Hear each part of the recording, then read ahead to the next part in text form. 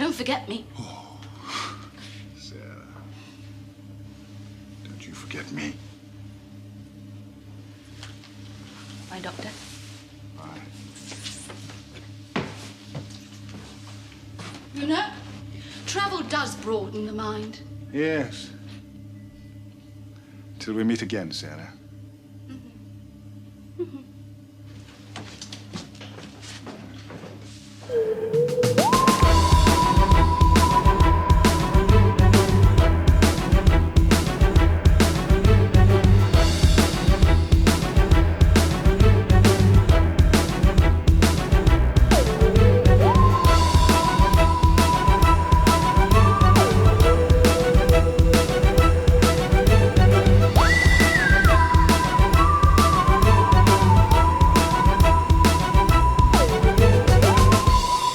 Hello and welcome to Who Watches Who, a Doctor Who podcast with me, Matthew, and as always, I'm Scott. Hello. this week we are covering all four parts of the classic Fourth Doctor story, The Hand of Fear. We're covering all farts. We're covering all parts. We're covering all parts because this is a relatively light on story, and also we're kicking off our Liz Sladen month with this, and this is where she says goodbye to the Fourth Doctor. So we figured it was a good way to start by just crying our eyes out immediately. To be fair, all farts is a good description of this all four episodes. It is a bit of a fart. Yeah, very much so. This episode first aired on the 2nd of October 1976, which was a Saturday, and on the day of recording was 44 years, 11 months, and 15 days ago. So I certainly feel old, even though I wasn't born at this time. it's older than my mum, so... How old is your mum? Jesus Christ. My mum was born in 77. It's Good almost Lord. it's almost exactly a year older than my mum. Good Lord. She wasn't even conceived at this point. Yeah. Can you guess who the United States president was on this day? Was it Richard Nixon? Oh, you're so close. It was actually his best buddy, the vice president, Gerald Ford, who had recently become president after Nixon stepped down before getting, kicked out? Homer Simpson's next door neighbor. Flanders? No, he lives across the street from Homer Simpson, remember? Oh, does he? I don't remember that at all, no. But Gerald Ford presided over the worst economy in 4 decades since the Great Depression, with glowing inflation and recession during his tenure. And in one of his most controversial acts, he granted a presidential pardon to Richard Nixon for his role in the Watergate scandal. Because, as the rule goes in America, if you're president, laws don't apply. Good Lord. Can you guess who the United Kingdom Prime Minister was? I would be so impressed if you could. Was it Boris Johnson? It wasn't. You're a little bit off. Surprisingly. It was the lady before the man before Theresa, not Theresa May, Margaret Thatcher. I'm not awake this afternoon apparently. I don't know anyone before Margaret Thatcher. It was the classic Prime Minister, James Callaghan, representing the Labour Party. He is the only minister from the 20th century that served all 4 major offices of state: the Chancellor of the Exchequer, the Home Secretary, Foreign Secretary, and Prime Minister. He was responsible for bringing in such acts as the Dangerous Wild Animal Act of 1976, which regulated the keeping of dangerous wild animals, which is a pretty good one to have. He also put in the Race Relations Act of 1976, which made serious amendments to the 1968 Act to make fresh provision with respect to discrimination on racial grounds and relations between people of different racial groups. So he seemed like a pretty decent dude. Too bad he got followed by Margaret Thatcher. Yeah, he sounds pretty decent, yeah. I was expecting nothing but bad things, but sounds like we were doing... He's from the Labour Party, which are usually the good guys. Sounds like we were doing pretty well in the 70s. Yeah. Could you guess what the number 1 hit song in the United States was on this day? Couldn't possibly tell you. Play That Funky Music by Wild Cherry. That song sounds familiar. Yeah, I'll send you a link to it. Play You that. most definitely have heard of it.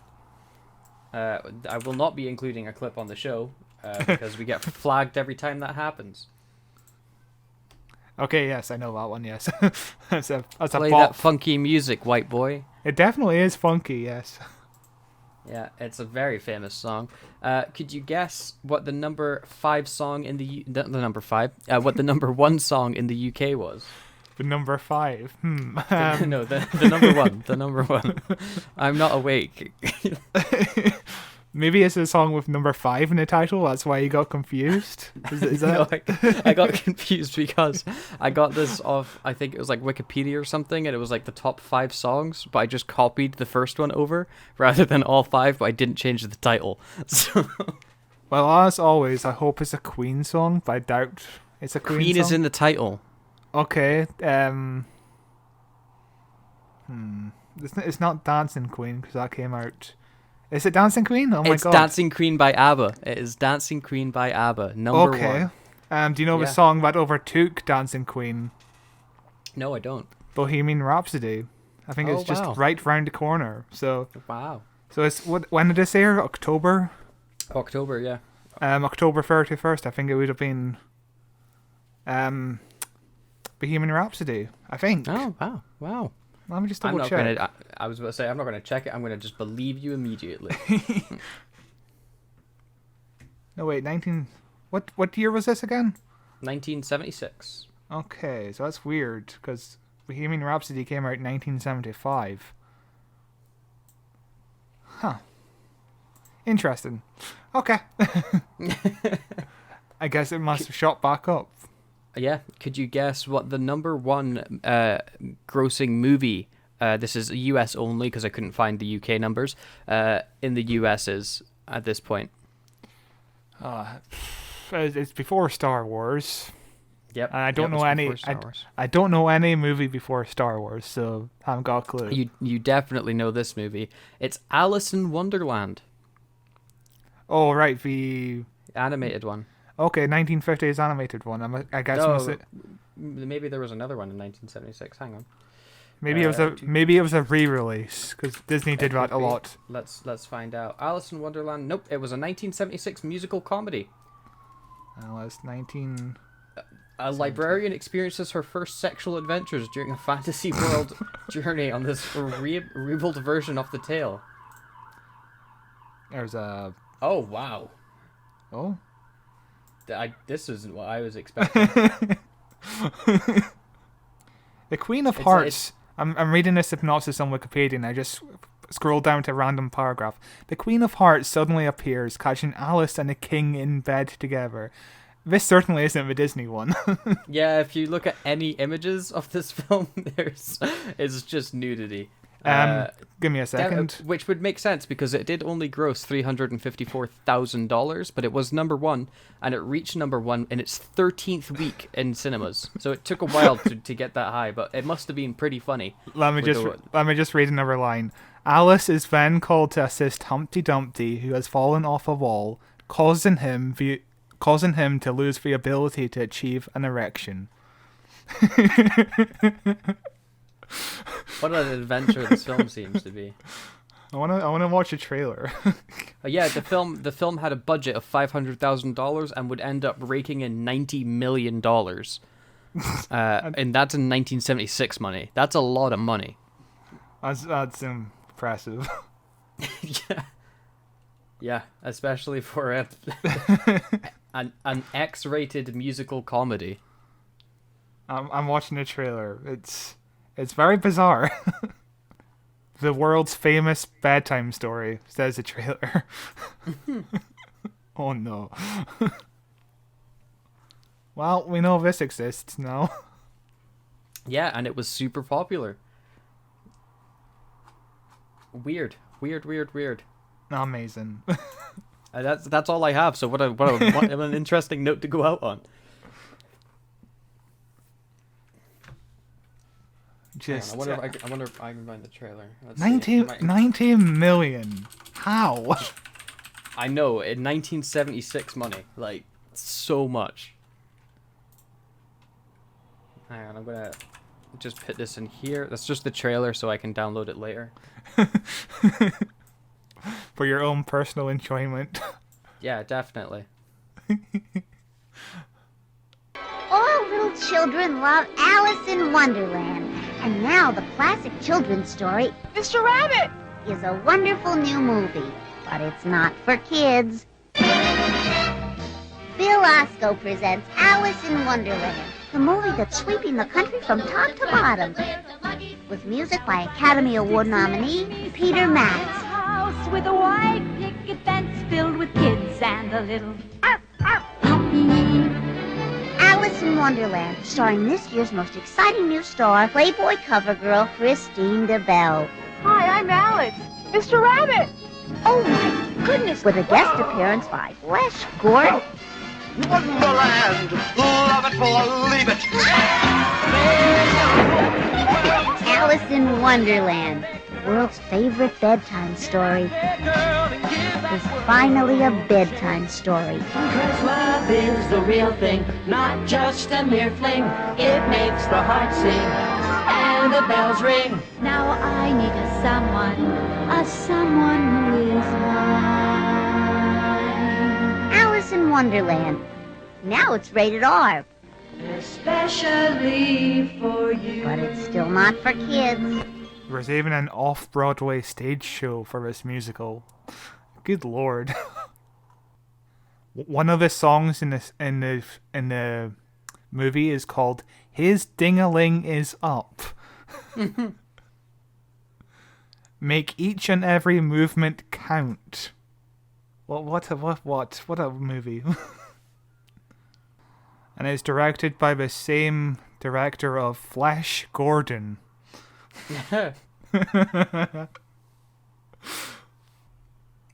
The comments under the trailer are pretty great.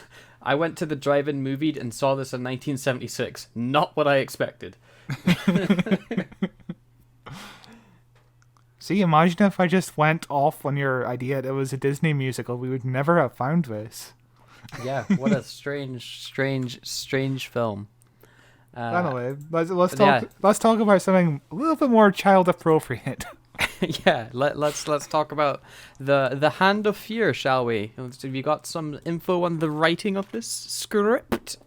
This episode was written by Bob Baker and Dave Martin, who were nicknamed the Bristol Boys.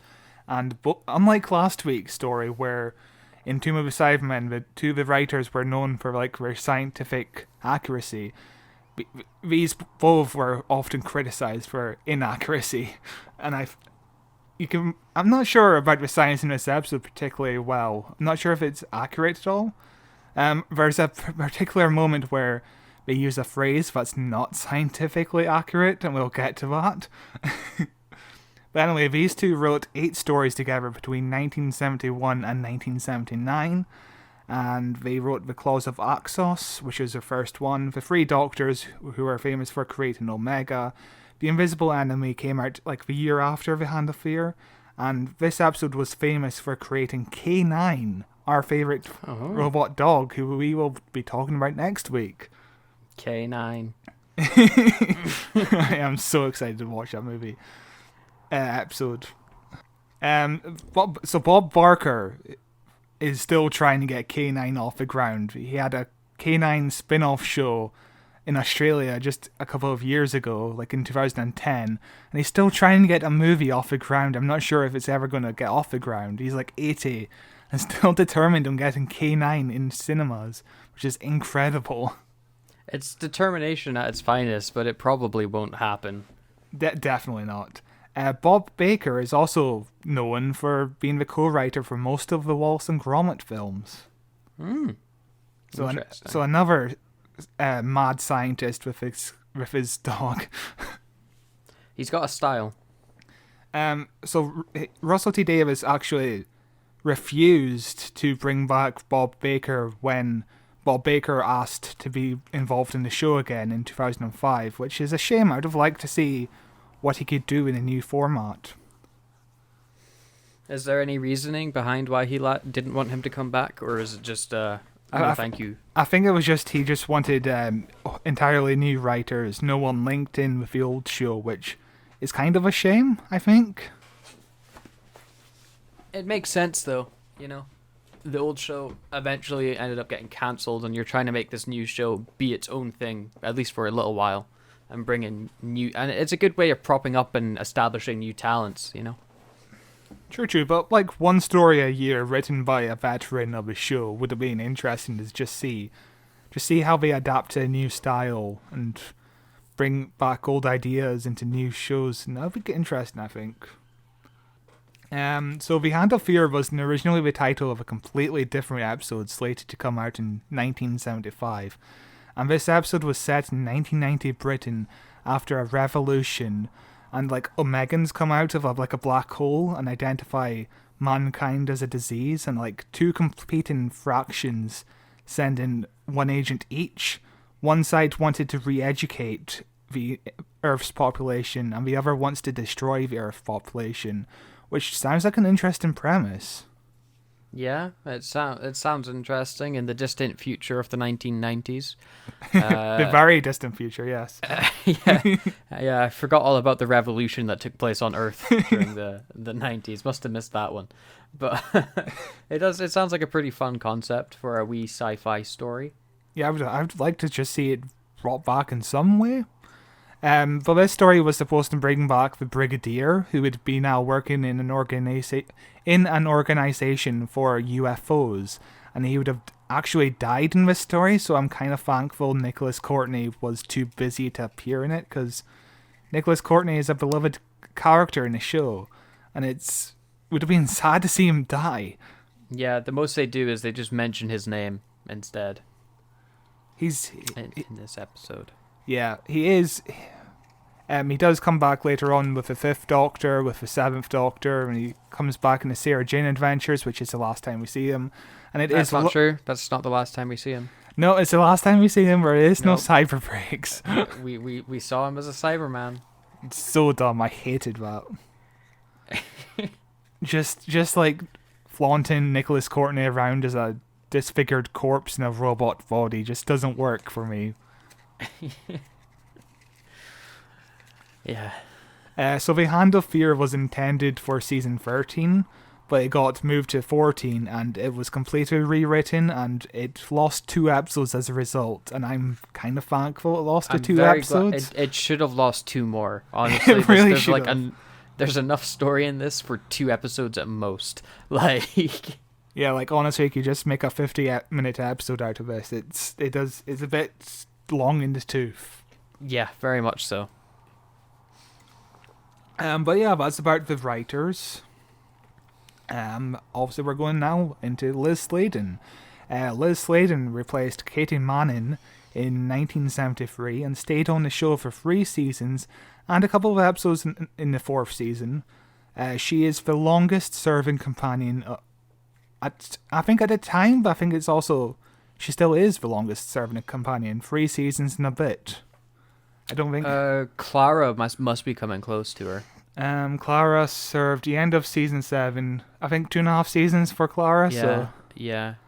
So Liz Sladen is still the longest, but not in episode count because Fraser Hines still holds the record with a number of 117 episodes, and Sarah Jane only lasted 80 episodes. But because Fraser Hines only lasted on the show for like a little under 3 years, Liz Sladen is beating That's a her. lot of episodes to do in 3 years. It's insane. Like we had 40. Like I think one season has 45 episodes, and there was like 6 weeks in between seasons, which is insane. Yikes! Yeah, that's a hell of a turnaround. Like even this episode, The Hand of Fear, episodes would have to be turned around in like a fortnight, which is insane. Just unheard of these days. Yeah, thankfully so, because, you know, the production value is much better these days, and we wouldn't have that if they had the 2-week turnaround. That's why I'm so annoyed with people saying like, oh, Doctor Who should have like 26 episodes a year. And it's like, no, but then a lot of the quality would just drop. It wouldn't be the same. Yeah. Also, 26 episodes a year is a very American style of TV show. Yeah, it's mostly Americans who just want to say 26 episodes a year. Well, they do. Do you know why they do 26 episodes a season in America? Why? It's because once they hit 100 episodes, they can replay it on TV, and that's where they make most of their money from. So it's trying to get to 100 episodes as quick as possible. Yeah, and the UK isn't as into syndication that much. Like, usually with syndication, like, you have multiple channels playing the same show just over and over again, whereas in the UK, usually 1 or 2 channels air one show. Yeah, the BBC will do like a 6-part drama series, and then they'll just make a new one. And, like, you know, Channel 4 will buy American shows and play those in syndication, but very rarely do we actually replay British shows. So Liz Sladen had been contemplating leaving Doctor Who for a long while, actually, but she stuck around because Tom Baker was actually making a Doctor Who film for quite a while, and it was going to be called Doctor Who: The Scratch Man, and this eventually got turned into a book because the talks about turning it into a film kind of died around when Tom Baker left. It just was in production hell. It never got to make the big screen, obviously. But like the Hollywood movie producers were like, "Oh, we need to recast Sarah Jane with model and actress Twiggy." Do you know who Twiggy is? I do not know who Twiggy is. Yeah, neither do I. She's not known these days, whereas Liz Sladen is more known, I think. Yep, Twiggy is a lady. And Ian Marter, who played Harry in the early Tom Baker episodes, he was going to be replaced by Doug McClure, who you may recognise as the inspiration for Troy McClure from The Simpsons. I was about to say, who you may remember as. But yeah, that movie kind of died down, and Sarah Jane was like, Liz Sladen was like, might as well just leave a show now. And 3 seasons is a long time for one job, like, especially in Britain, where each season is like 26 episodes at a time. It's a long time to just keep one job. Yeah, it's pretty impressive work. So this episode was actually originally going to kill Sarah Jane off, but Liz Sladen refused to have a character killed or married off, and I think that's a wise decision because, as she says it would have traumatized kids and would have been a really dark ending. Like, I wouldn't like that. Yeah, it also, you know, allows her to come back later on, if she ever wants to come back. And, you know, do you want to be known for being killed by the weird stone monsters that we see in this episode? God, no. I don't think so. I think you want to try and escape that horrible fate. But I don't think about, like, sometimes I want Doctor Who to be kind of gritty and kill off companions like Clara. I think she should have been killed, but at the same time, she was killed. Kind of, but when she was brought back. Well, she wasn't brought back. She was taken out of her time stream. She's always dying at that point. She just has an infinite amount of time between those things happening. Yeah, but she's still alive, technically. Everyone dies at the end. Even Sarah Jane dies at the end, but off-screen. Clara dies off-screen. Yeah. Kind of. Well, we see the crow go through her heart. You get to watch her. That is how Clara dies, 100%. Right. But yeah, sure. It is because, you know, the Doctor saves her, but he is like, I can't stop your death, but I can give you time before it happens. You know, that's the whole thing with it. But she's still around, you know? When was the last time you saw her? Come on. Just the other day when I was at Tesco. I walked into a diner. It's like, oh no, we're in space. This is bigger on the inside.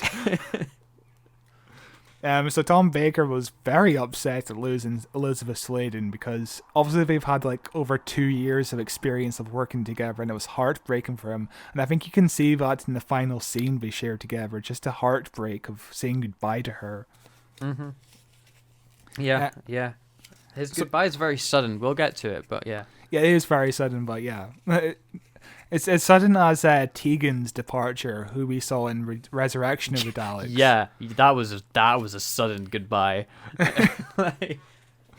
But she wound up getting lots of press coverage just for leaving a job, which is very interesting. I don't think anyone gets quite as much press coverage for leaving a role as much as in Doctor Who. Like, it's insane to just think about the landmark Doctor Who is. Yeah, it's pretty impressive. The only thing that I would think is it could perhaps just be a bubble that we're in ourselves, because we're looking for Doctor Who news, so we see Doctor Who news get reported, whereas we're not looking at Emmerdale news, so we never see when they report that someone from Emmerdale is leaving the show, So I would be interested to see just how much more it's reported on than other shows, but other shows definitely get reported on.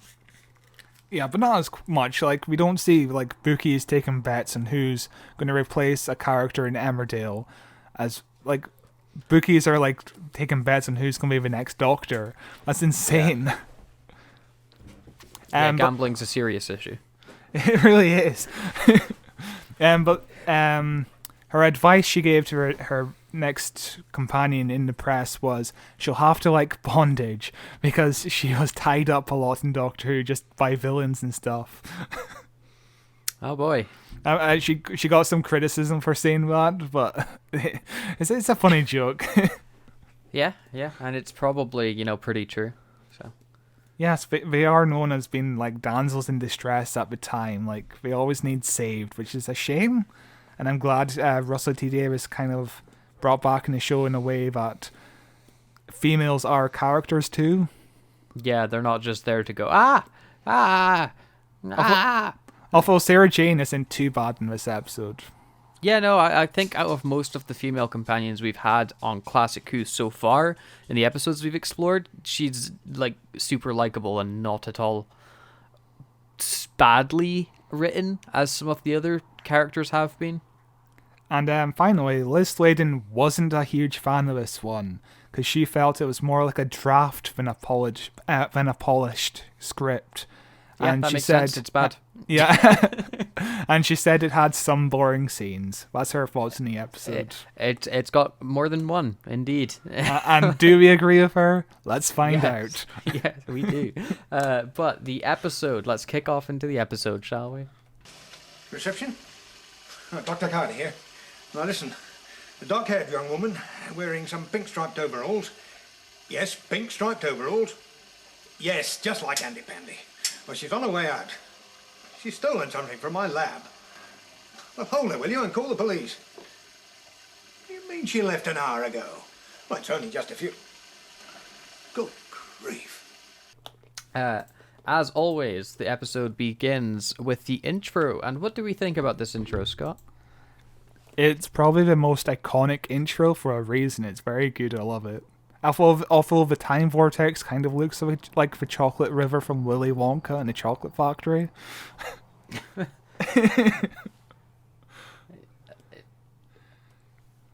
Yeah, it's an interesting one because I had seen this one before a few times before because as you said, it's one of the more iconic ones. It's very angular, don't you think? Mm-hmm. It's very boxy and square, and it's strange. But what do you think about the logo? I'm not a big fan of this logo. It's very, I don't know. It's not a great logo. It looks almost like a badge. It does, yes. That's exactly what I've been thinking. Like, it doesn't look like a logo. It just looks like a badge you would wear. Yeah, on your like wee jacket or your bag or something. I wonder if they sold badges that looked like that, or pins, as the Americans would call them. Probably did. Yeah. I'm not a big. I like the Doctor font and the weird flag that it's got going, but I don't think it blends well with the word Who. So they're two very different styles of font. What do you think of Tom Baker appearing? Does he creep you out as much as Peter Davidson? He didn't. I don't know if anyone's going to top Peter Davidson. Actually, what's his name? John Pertwee comes close to creeping me out as much as Peter Davidson did. But this one I think's fine, again, because he doesn't move. Or if he does move, he doesn't move as obviously. It's just like a static image of him, and it's like, okay, and it's only there for like a second. I like how the vortex kind of like creates a silhouette around his shape and kind of expands. Yeah, that's cool. It's strange because the issue I had with some of the other ones were the Doctor was smiling and it was super creepy, but the Doctor isn't smiling in this one. I think he looks grumpy and sad. I'm like... But this, I can never stop thinking of the Family Guy episodes where this intro appears in the Star Wars episode. It's fantastic. The episode kicks off with what I thought was the cutest spaceship in the world. It's like very early miniature CG work for TV. You know, we're 1 year away from Star Wars, but this doesn't have the budget that Star Wars has. Definitely not, but it's a good model work. Yeah, it's fun. It reminds me of like parody, like when things would rip off Star Wars in a parody jokey way. That's what it looks like to me. It's that spaceship flying through space. And then we cut to another model shot of like a planet where a dome is on it, and I think that model shot looks really good. And there's like snow, there's like a blizzard. It looks great. Yeah, I think it looks really good as well. And we then cut into presumably the dome, where we see some very tall Jawas. Is my only way I could possibly describe them.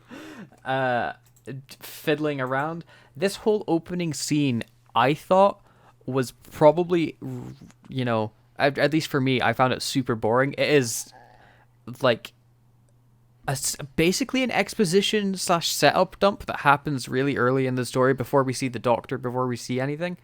And it's strange because it goes on for like 5 minutes, or at least it feels like 5 minutes. Yeah, I would have preferred just the Doctor landing on the quarry, and then we learn more about it as the Doctor learns more about it, whereas here it's just like, oh, we've got all the exposition at us, we know exactly what's happening, we know who Eldrad is, and that he's a bad guy and all that, and it's kind of like, okay. Whereas if this was left to like, if this was cut, I think that would be a lot better for the episode. It adds a lot more mystery. Yeah, I also, you know, there's a thing with sci-fi where I'm okay with alien names most of the time. You know, if you want to give your alien a name like Blip Blop, that's cool, whatever. But in this opening scene, you're getting like names thrown at you, like Zackle or whatever, however you pronounce it.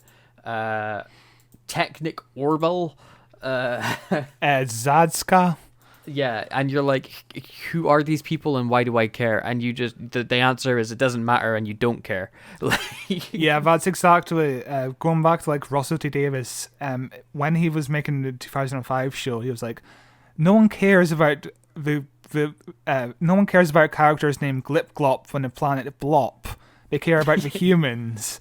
Yeah. But, you know, unless they make Glip Glop cute, because then I'll care about Glip Glop. Do you not think the actor that's playing Zackle here, or Zazzle, or whatever his name was, sounds like he's out of breath the entire time? Whenever he's moving around and saying his lines, to me, it just sounds like he is like I need a break. This is a heavy costume I've got on right now. It does, yeah. And he's also shouting really loud, which was a note by Tom Baker in the commentary. He's like, why do they shout at each other? And Bob Baker was like, maybe they're hard of hearing. But we find out that something's going wrong with the ship that they're on, or the base that they're on. They say that the north has fallen, the south is about to fall, and they need to trigger the module before it's completely lost. It's a bunch of stuff that really is boring. It is, yeah. But I think the general idea is that the villain of this episode kind of destroyed the border, and they're kind of destroying the villain, and they're trying to aim for the ship, but the ship is at a distance where like the particles will still survive of the villain, and that's why the hand lands on Earth, which is an interesting concept, just regenerating hand. Yeah, and you know, it's one that we'll see later on in Doctor Who when David Tennant gets his hand cut off. True. But yeah, this whole scene where they're chasing the spaceship, or they're like tracking it to shoot it down, and they're, you know, talking about it. I agree with what Liz Sladen said about how it feels like a draft, because I feel like you could rewrite this and make it interesting. Whereas it's very much, this is me talking about the exposition. You need to go, the North has fallen. Here's a bunch of technical layouts, Mr. Blippity Bloppity. Oh, but King Blippity Bloppity, what am I supposed to do? You know, it's, you don't care about it. Yeah, and as I said, I think it would be built a lot better if the Doctor was able to just discover the mystery along the way. It would be much more engaging and more sensical, I think. We get they blow up the spaceship, and then the king alien says that they need to evacuate, and we watch the aliens evacuate, and then we get perhaps the strangest thing that happens in this episode, where space starts spinning, and it just keeps spinning, and it doesn't stop spinning. I don't know why that happens. Yes, I was confused by that too. Like, I initially was thinking, oh, maybe it's a point of view shot of like Eldrad spinning in space or something. But when I found out it's actually like a time montage of like time just going by really quickly, which makes sense, but not executed really well. Yeah, no, it's super weird. But after we spin in space for a while, we then fade into a quarry. And it's like one of the only times in Doctor Who where we use a quarry, and it's actually a quarry. And it's to their benefit. It looks good. Like in Tomb of the Cyberman, they used a quarry as an alien planet. That's why we always use quarries. But here, just like, this is a quarry. Okay. And we see the TARDIS fade in to its spot. And do you not think that the TARDIS in this episode, and across this entire story, I think it fades in and out the fastest I've ever seen the TARDIS do that. Usually they blink like once or twice before landing, whereas this TARDIS just, it's there. Oh yeah, it's gone. It dissolves very quickly, yeah. So this is a new TARDIS for this episode, actually. We just brought it... Or the last episode, I think. I'm not quite sure, but apparently they've painted it the wrong shade of blue initially, so we had to go back and repaint it, which is wild. Yep.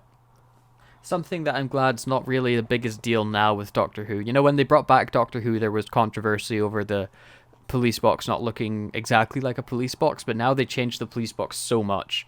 Like, you know, the shade of blue can change, the windows can change, you know? Yeah, it's wild. I guess the chameleon circuit does work, kind of. if that's the case, it changes. Sure. Well, you know, it's like malfunctioning. That's where you could say it's still stuck on police box, but it can't even get police box entirely right. And then, of course, the Doctor and Sarah Jane walk out. What do you think of Sarah Jane's clothes in this episode? I immediately really liked them. It is. It's really adorable, I think. Yeah. As soon as I saw her outfit, I was like, yes, I like it. So Liz Sladen actually picked out this Andy Pandy costume that she's wearing, and she was like, she really wanted to go all out, and she's like, at this point, Sarah Jane has seen everything around the galaxy. It makes sense for her to go a little mad. This scene as well, I think, takes a really bold choice in being super annoying with the siren blaring as loud as they possibly could have had it the whole time, because the quarry's rigged to explode. They're blowing some rocks up, as you do in a quarry, and the Doctor and Sarah Jane are talking, but the whole time is just this high-pitched screeching noise of a siren, and it made the scene so hard to watch for me. It makes perfect sense for a scene, at least. It's not but like they could have chosen one that's like an octave lower. It's such a piercing siren. It's not nearly as bad as the Cybermats just rolling around at for high pitched. Yeah. And you know the Doctor and Sarah Jane start talking how and it's a recurring theme in this story that we'll see later on. The Doctor hasn't landed in South Croydon. I don't think the Doctor knows where South Croydon is. No, I love the Doctor just not knowing where he is. It's a very consistent trait of him. And then he does perhaps the most English thing I've seen the Doctor do, where he throws a rock at another rock, but he throws it as if it's a game of cricket. Well, that doesn't beat the Doctor actually playing cricket as Peter Davidson.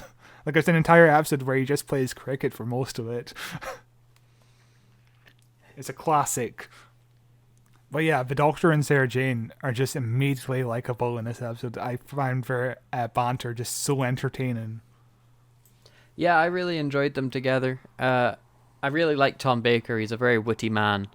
I very much enjoyed the chemistry they had together. But they see a man on top of a hill, and they're like, maybe this guy knows where we are. We should go and ask him. And then he's like, guys, you're about to explode. Please get out of the way. And he shouts at his good friend Mike to not blow them up. But Mike is, once he's tuned into blowing something up, he's going to blow it up. And he causes the quarry to explode. And we cut to some stock footage of a quarry exploding, but it's pretty decent looking stock footage. Actually, that's not stock footage. They actually shot Is it that. not? No. Oh, wow. It looks good then. You could sell it as stock footage. But actually, it was used as stock footage. Like a month before this episode aired, another BBC program used this footage, but it was actually shot for Doctor Who, which aired a month after that. It's very timey-wimey. Yeah, strange. But yeah, the explosion was actually bigger than intended, and the rumor for a long time was that it destroyed a camera. But it actually didn't destroy a camera, thank God, because that would have cost so much money. Yep.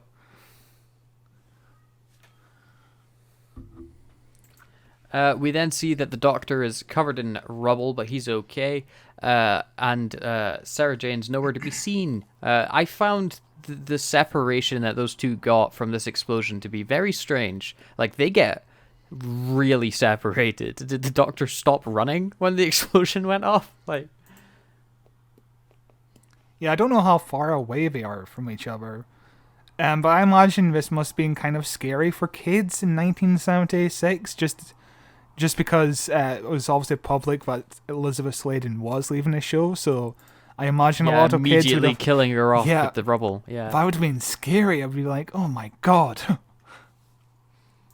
Yeah, it's quite the tone change as well. You know, the episode, if you ignore the opening with the aliens, the episode opens with them joking about in a quarry about South Croydon, and then suddenly there's this danger, and the Doctor has this really, really good line where he's looking at the rubble and he goes, "My friend's under that," and like that immediately sets in the, oh no, there's danger now.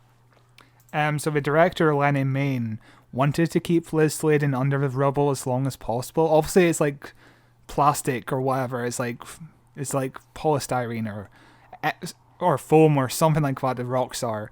But she was actually in like legitimate discomfort the entire time. And you'll see that there's some smoke that kind of like, or some dust that kind of like goes down on her. And she started choking on the dust, which sounds really unpleasant. Yeah, that doesn't sound good at all.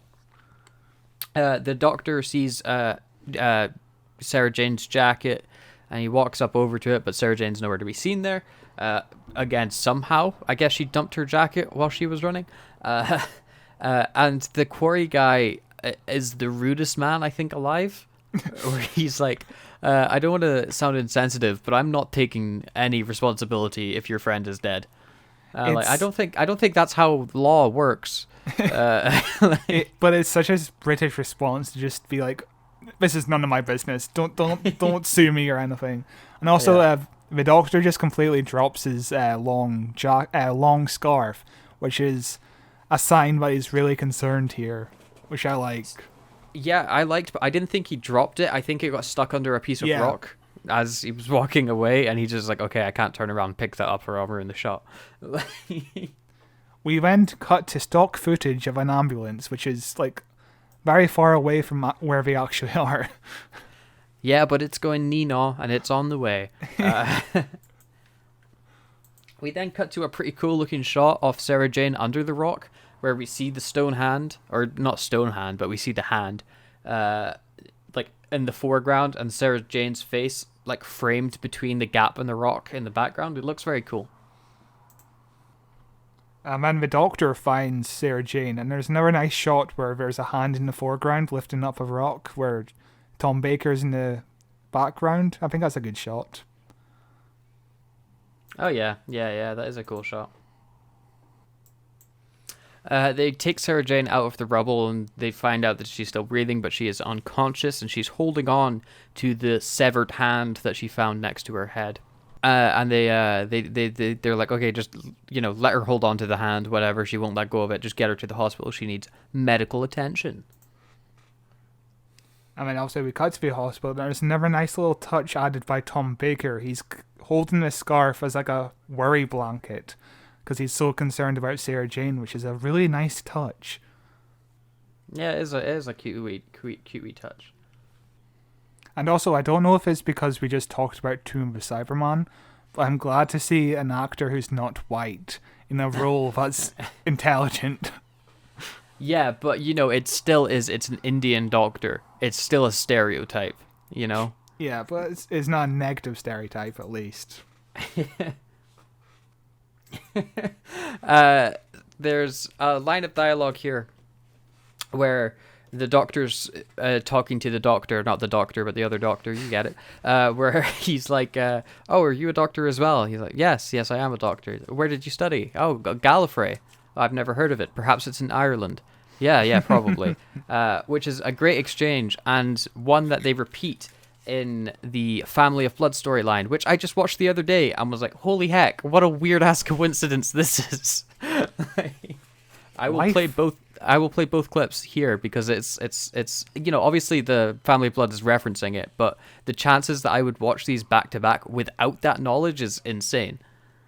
There is a lot of weird coincidences we just found even in watching this show. Like, how many doctors have we seen at this point? Not the doctor, but a doctor. Yeah, loads. How many episodes have a policeman officer in them? Many. How many episodes have aliens in them? Okay, maybe that's every Doctor Who episode. Tell me, where did you qualify, if I may ask? A place called Gallifrey. Gallifrey? No, I've not heard of it. Perhaps it's in Ireland. Probably. Look, could I see Miss Smith, please? Where did you learn to draw? Gallifrey. Is that in Ireland? Yes, it must be, yes. There's a bit of a weird exchange of dialogue where the Doctor is like, can I just see Miss Smith, please? I mean, there's a pause, and then the other Doctor is like, I'd like you to see Miss Smith. What? It's a bit of an odd exchange. Yeah, it's a bit weird. And then they go in and they're seeing Sarah Jane in her medical bed, and they're like talking about how her muscles are all tight and stuff like that, and they're just talking medical language for like, I don't know, a minute and a half, and it's like, okay, is any of this really relevant to the story? Yeah, it's definitely just there to drag time. 100%. Oh, especially the ending of the scene, where the doctor's like, what about the hand? It's like, oh, that's at pathology. Oh, how do I get to pathology? Just follow the sign saying pathology. Okay. Tell me when Sarah Jane wakes up. Yes, I will. Okay. And then he leaves. It's like such a played out scene. But it is just fascinating to just see how different things are compared to today. Like, just the pacing alone is just like, it's really fascinating. But the doctor starts talking with the, what was it, histologist? With the science man that's looking at the stone hand. And he's like, oh, it doesn't have any organic components to it, blah-de-blah. They start talking a bit more about science-y things, and the doctor's like, oh, it's a silicon-based life form, which is basically all the information we need for them to be like, rock monster. But yeah, they definitely bring it really home. They make it really obvious what the hell is going on here. Yeah, it's an alien hand, and it's made of rock. We then cut back to the doctor, not the doctor, but the other doctor, the doctor, and Sarah Jane, as he's like checking her pulse or something, and then leaves the room. And Sarah Jane opens her hand. We see that she's been pretending to be asleep basically this whole time, and in her hand is a ring that we saw on the severed hand under the rocks before, and it starts glowing blue in not the best looking special effect, but it kind of lines up with the shot at least. It's better than Tomb of the Cyberman. They used exactly the same process of like fading in two cameras, one pointed at light, one pointed at the ring.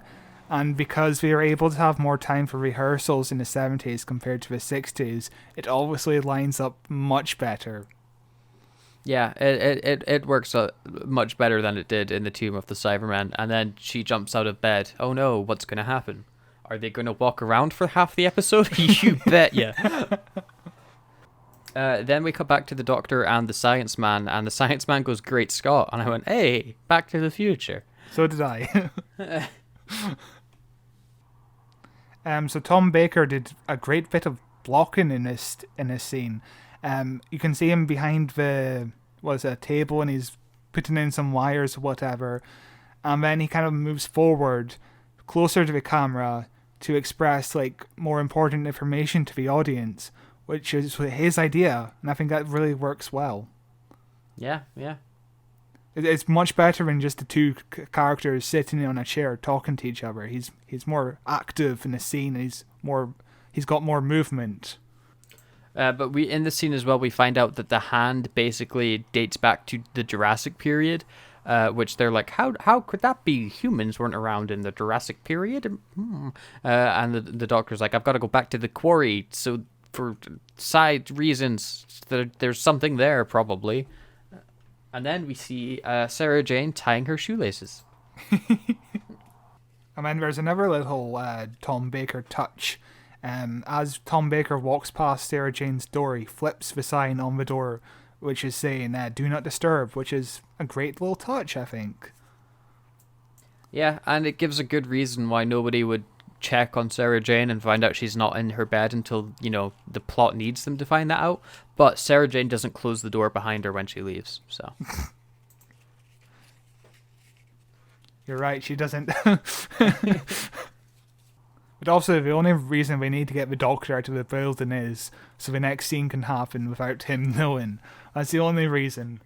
We see Sarah Jane sneak into the Science Man's laboratory and sticking the hand all up inside a box. And then the science guy turns around and he's like, "Oh my God, what are you doing?" And then he's like, "Oh wait, you're Miss Smith. How are you?" Like completely changed. Like she's stealing the hand. Why are you suddenly so calm with her? Also, when you said putting the hand in a box, that sounded very sexual and very much like what you'd see in Alice in Wonderland, 1976. Yeah, but then Sarah sticks her hand up to the camera with the ring facing toward the lens, and we get the blue flare again. And this time it actually looks pretty decent. Like the light fills the whole frame, and she murders the man. Well, no. It's only sleepy time for a man. Yeah, temporary death. What do you think of her movements as she's being possessed? I kind of like how she's kind of like stiff, but quick at the same time. It's very interesting. Yeah, it's subtle. It's a subtle change, but it's definitely beneficial. So apparently during this scene, there's a fly buzzing around the studio. And in rehearse, they had to do take after take because they couldn't find this fly, they couldn't kill it. And eventually it wound up in Elizabeth Sladen's throat, and she almost choked on it, which doesn't sound good. It's a fly that we'll see a little bit later on. It does make its on-screen debut in this episode. Or I think it's the next episode. The fly is the true villain of this episode. And then we cut to a very pointless scene back at the quarry. Yeah, it's basically the Doctor is in the quarry with the guy, and the guy is very receptive to the possibility that the hand is alien. Like he had like no objections to that at all.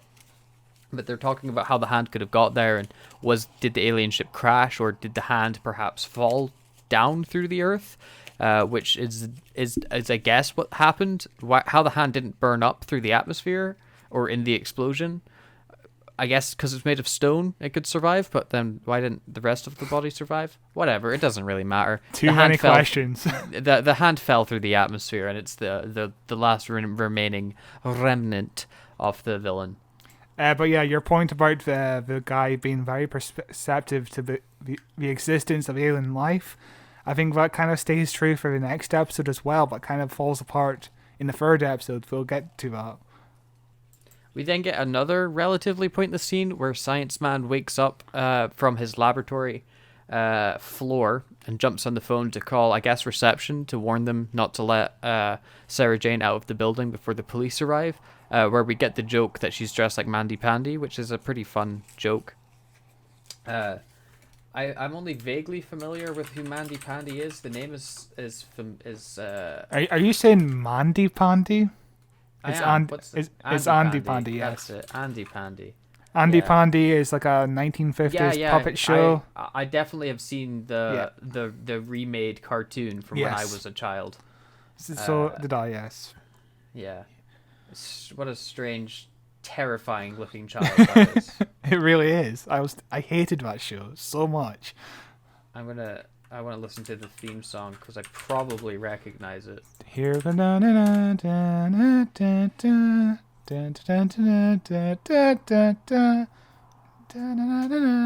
I don't want the instrumental. I want the original opening. Sorry, Andy theme song. It's really bad. Oh my goodness. The start of this clip has one of the original CBBC openings with green slime weird monsters. And oh my that's gosh. a nostalgia trip. I need to see this. I want to watch. I want to see. Oh my god, yes, I know this. I know this theme song. Andy Pandy. Here comes Andy Pandy and Looby Loo. Happy as he can be, Teddy too. Playing in the garden every day. Making things is so much fun. Here comes Andy Pandy. In Andy Pandy Land. Yeah, okay, I definitely watched this when I was a kid. Also, the animation for this holds up super well. Yeah, it does. It looks good. Yeah, the 2002 show. I haven't looked at any of the other one, the original one. But... The original one was just puppets, whereas this one is stop motion, which holds up pretty well. Yeah, it holds up really well, yeah. At least I think it's stop motion. It might be CGI. It could be CG. If it's CG, then it holds up super well. Andy Pandy 2002. Stop motion, okay. Yeah, it's really smooth looking animation. But yeah, we get the impression that the guy has been knocked out for at least an hour or two, and then the doctor returns to Sarah Jane's room to find the door is closed. Yeah, so why did he go to the quarry? Did he went to the quarry for the great insight of the man that works there? Well, that's the reason in the script anyway, but yeah, like the quarry, they go there, they touch a couple rocks, and then he's like, okay, I got it, I figured it out. The main reason is he had to be out of the hospital. Yeah. That's the only reason he had to be out of there, which is kind of a flimsy reason, but it is what it is.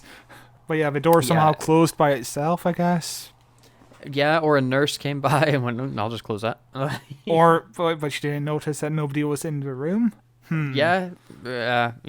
Silly Sarah Jane, you ruined the whole episode. We probably get like half a minute of Tom Baker just being like, where is Sarah Jane? And he kind of looks around and then he leaves. Could have been cut a bit quicker, but I guess we had to fill in 25 minutes. This episode, they really struggled to fill with stuff. So, but he starts talking to the pathologist, and the pathologist is like, the science man, is like, Sarah Jane, that she came in, she started talking all weird about somebody must live, and then like there was a flash, and the doctor's like, she hit you? And what I loved about Tom Baker's performance there is he's like holding a fist, like, they start talking about how Sarah Jane knocked him out, and then the science man like suddenly changes his demeanor, and he's like, what did you learn at the quarry? Which I thought was a pretty fun little touch of the like corruption, I guess, that the alien person's doing.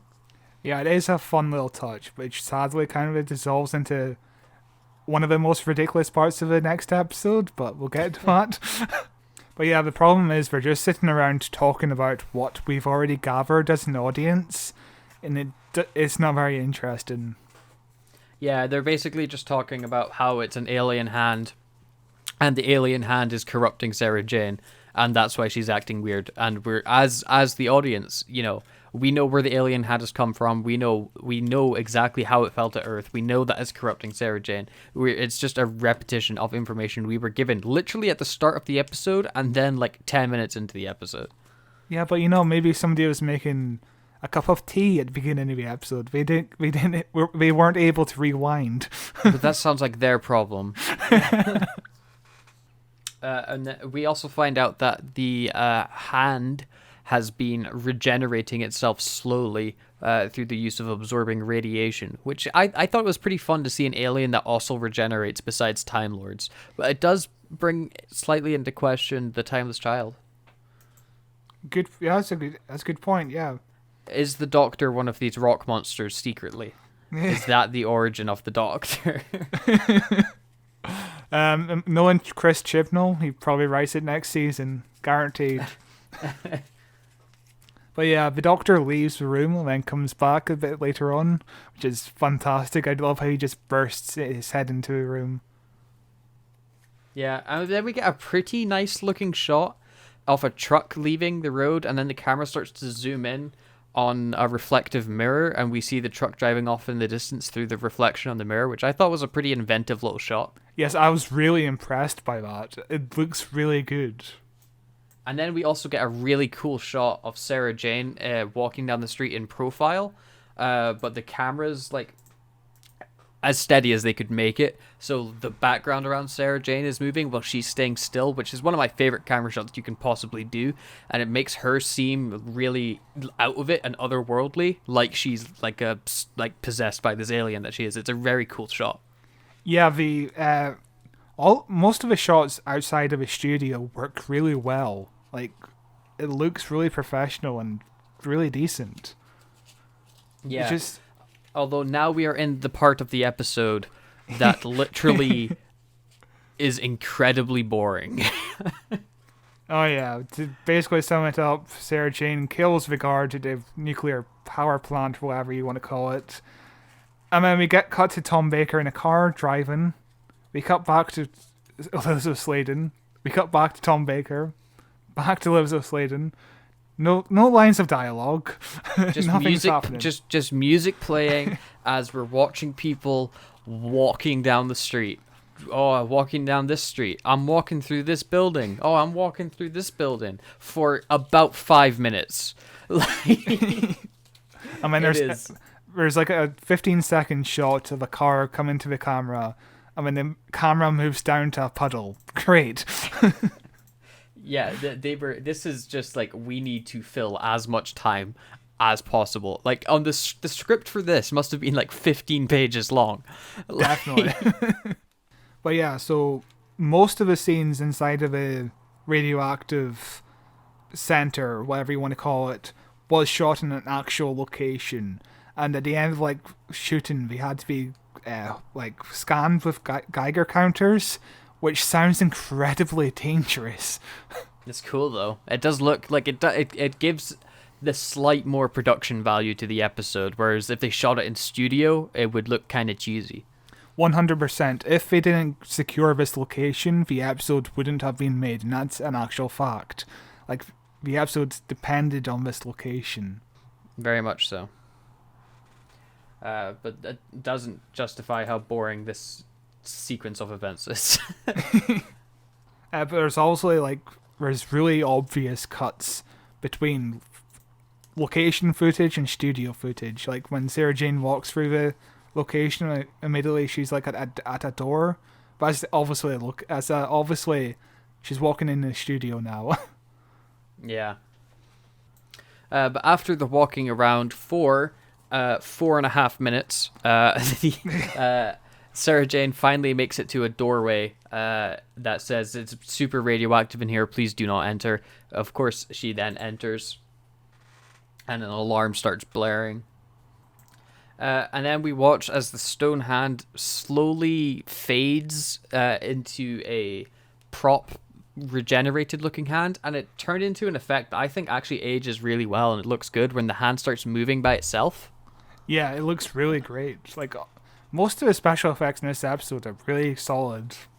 Yeah, but the hand starts to wriggle, and then the credits roll. So it's 4.5 minutes of people walking in silence for 10 seconds before the ending, where there's dialogue, and that's the only dialogue of an alarm being like, emergency alarm. It is a terrible way to end the episode. Yeah, you could literally just cut that into half a minute. Yeah, it is absolutely ridiculous. It reminds me of one of John Pertwee's final episodes where half of it is just a car chase. At least a car chase could be like interesting to watch and exhilarating. Yeah. This is watching Sarah Jane walk through a nuclear facility for 4 minutes. So what were your quick thoughts on episode 1 of this story? It's not too great, is it? Yeah, I think it's pretty it's really lacking in anything in the realm of story. Like it's like 5 minutes of setup and then that's it. That's the entire episode. Like alien hand falls to Earth, hand corrupts Sarah Jane. I think that's what happens. I think one of the redeeming factors is just seeing Tom Baker and Liz Sladen together. They're so much fun. Performance. Yeah, they are, great. but then halfway through the episode, they get separated and they walk through a facility. True, and also there's some nice shots. There are some nice shots. Yeah. Yeah, that's as much good as I can say about it, honestly. Yeah, but let's keep this roller coaster going as we rock right into episode 2. Sarah, listen to me. No, there's nothing more to say because Eldrad must live. What did she say? Eldrad must live. Eldrad must live. Who is Eldrad, Sarah? Some assassin.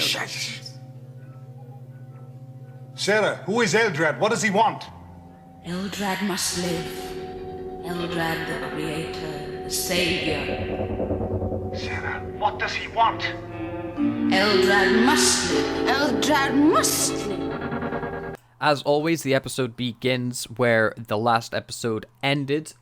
This time we cut back quite a few seconds to watching Sarah Jane opening the door again. So if you count this as episode 2, episode 1 is literally ends with 4.5 minutes of walking and nothing happening. So yep, 100%. So we cut to the doctor and the other doctor, not the doctor, but a doctor from the hospital. They're both inside this facility, and they're being taken away by 3 guards with guns, and it's very easy for them to just escape, isn't it?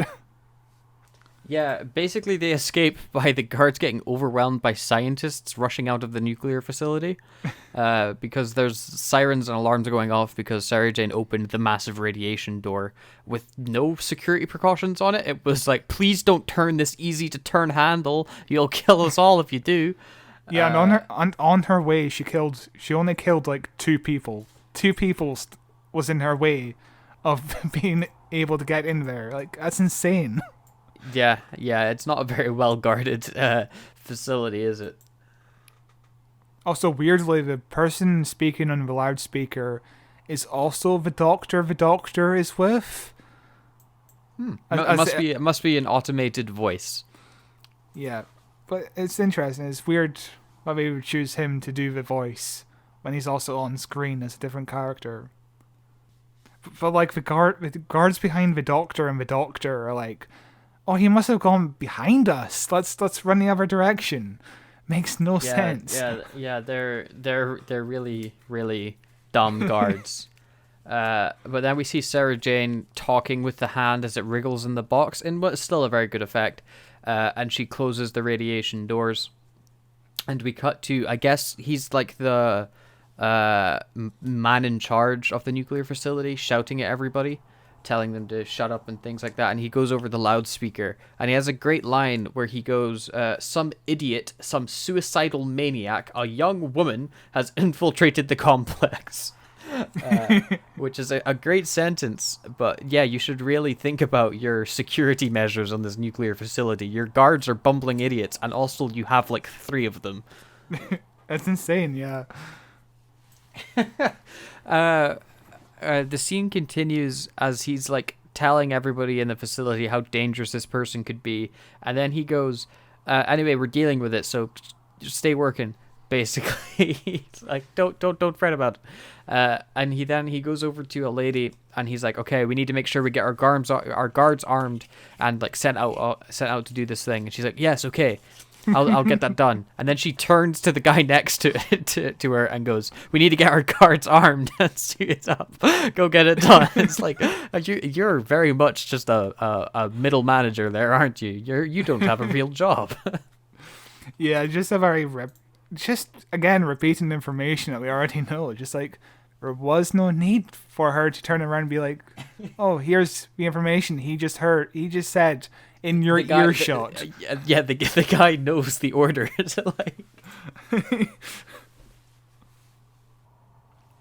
So the doctor kind of like goes into the room, like without announcing his presence, which is what I like about the doctor. He just walks into the room, pretends like he owns the place, and the manager is like, "What the hell are you doing here? Who are you?" and all that. And then we get like a scene where the doctor's trying to convince the man that Sarah Jane isn't mad, and the man is like, "There's no time for bedside manner," which again is just to delay the episode a little bit longer because the doctor wants to speak to Sarah Jane through the loudspeaker, and him not being allowed to do that just adds on an extra 5 minutes. Yeah, this whole scene after the bit where the doctor walks in and he's like, "Who are you?" It's like, "Oh, I'm the doctor," whatever. Really, really slows down this episode, don't you think? Where they're like, "Oh, the fission reactor, we've got to talk to her, and oh, they press these buttons and the guards can't get through the door, and blah blah blah blah blah blah." And it's like, this is you're in this one room looking at Sarah Jane on a TV screen for quite some time. So the doctor kind of like walks away, and we kind of get a close-up of the doctor who was hypnotized last episode, and we get in the background, "Are those men suited up yet?" Again, reiterating, we need to get these men suited up, in case you didn't realize that. Eventually, of course, the doctor does manage to get onto the loudspeaker after just so much walking back and forth and talking over one another. And we hear Sarah Jane speak for the first time in about 15 minutes across these two stories, if not longer. Goodness. Oh my gosh, she hasn't had a line of dialogue since the start of the episode 1. It's insane, yes. I do want to say that I think her performance here is really good when she starts talking. The way that she's delivering her lines is so strange. Where she's like, "No, there's nothing to say because Eldran must live." And it's like such a weirdly very inhuman way of speaking that really portrays that she's been possessed. See, I absolutely love it too, but Elizabeth Sladen hated it. She was like, she thought she delivered it too slowly. She wasn't sure about the delivery, and she just thought her performance was bad the entire time. But then she got when she went to fan conventions in America, that's "Eldred must live" is like the one line people requested her to say. I mean, she was so surprised by that. Yeah, that's fun. It kind of sounds like she's drunk in a way, doesn't it? Yeah. Eldred must live. But it makes sense. She's acting like somebody is possessing her, which works really well. I like it. It's cute. There's a great line of dialogue here. So the doctor has to, after talking with Sarah Jane, is saying that he can get the doors open if he goes through the cooling duct. And the lady's like, "But the cooling duct's like 200 degrees centigrade. You'll absolutely die if you go in there." And the doctor just goes, "Not if I'm quick," and runs out of the room.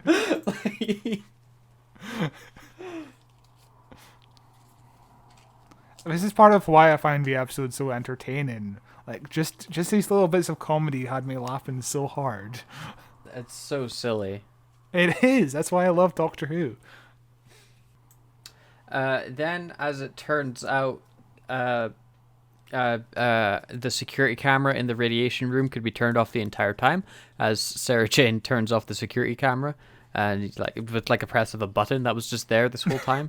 That's how security cameras work, don't you know? Yeah. There's always the off switch, and the hand starts to move out the tub, and it looks really good when it's moving. It's a very impressive effect that they pulled off. And then I want to send you something. We cut to the doctor walking through the facility, but right, and it's 100% just your eyes playing tricks on you. Let me see if I can see where I set the screenshot. I'm awaiting. Behind the Doctor, doesn't that look like a Dalek? Give me a second. Which side of him? The golden thing on his above his shoulder. Okay, yeah, I can't see that. Yeah, it looks like a Dalek. Like this, I think it's a staircase. But yeah. yeah. It looks like a giant Dalek behind the Doctor. I cannot unsee that. Well, you got a good eye. But we see that the scientist guy that's been with the Doctor the whole time is starting to go a bit mad with Eldrad Must Live, and he's walking behind the Doctor, and unfortunately as he's walking we do see the camera's shadow cast entirely across his chest for a brief moment. Yeah, you'll notice a lot of boom mics in the shadows, cameras in the shadows. It's a shame, really. But the scientist guy picks up a very rubber spanner. Yeah.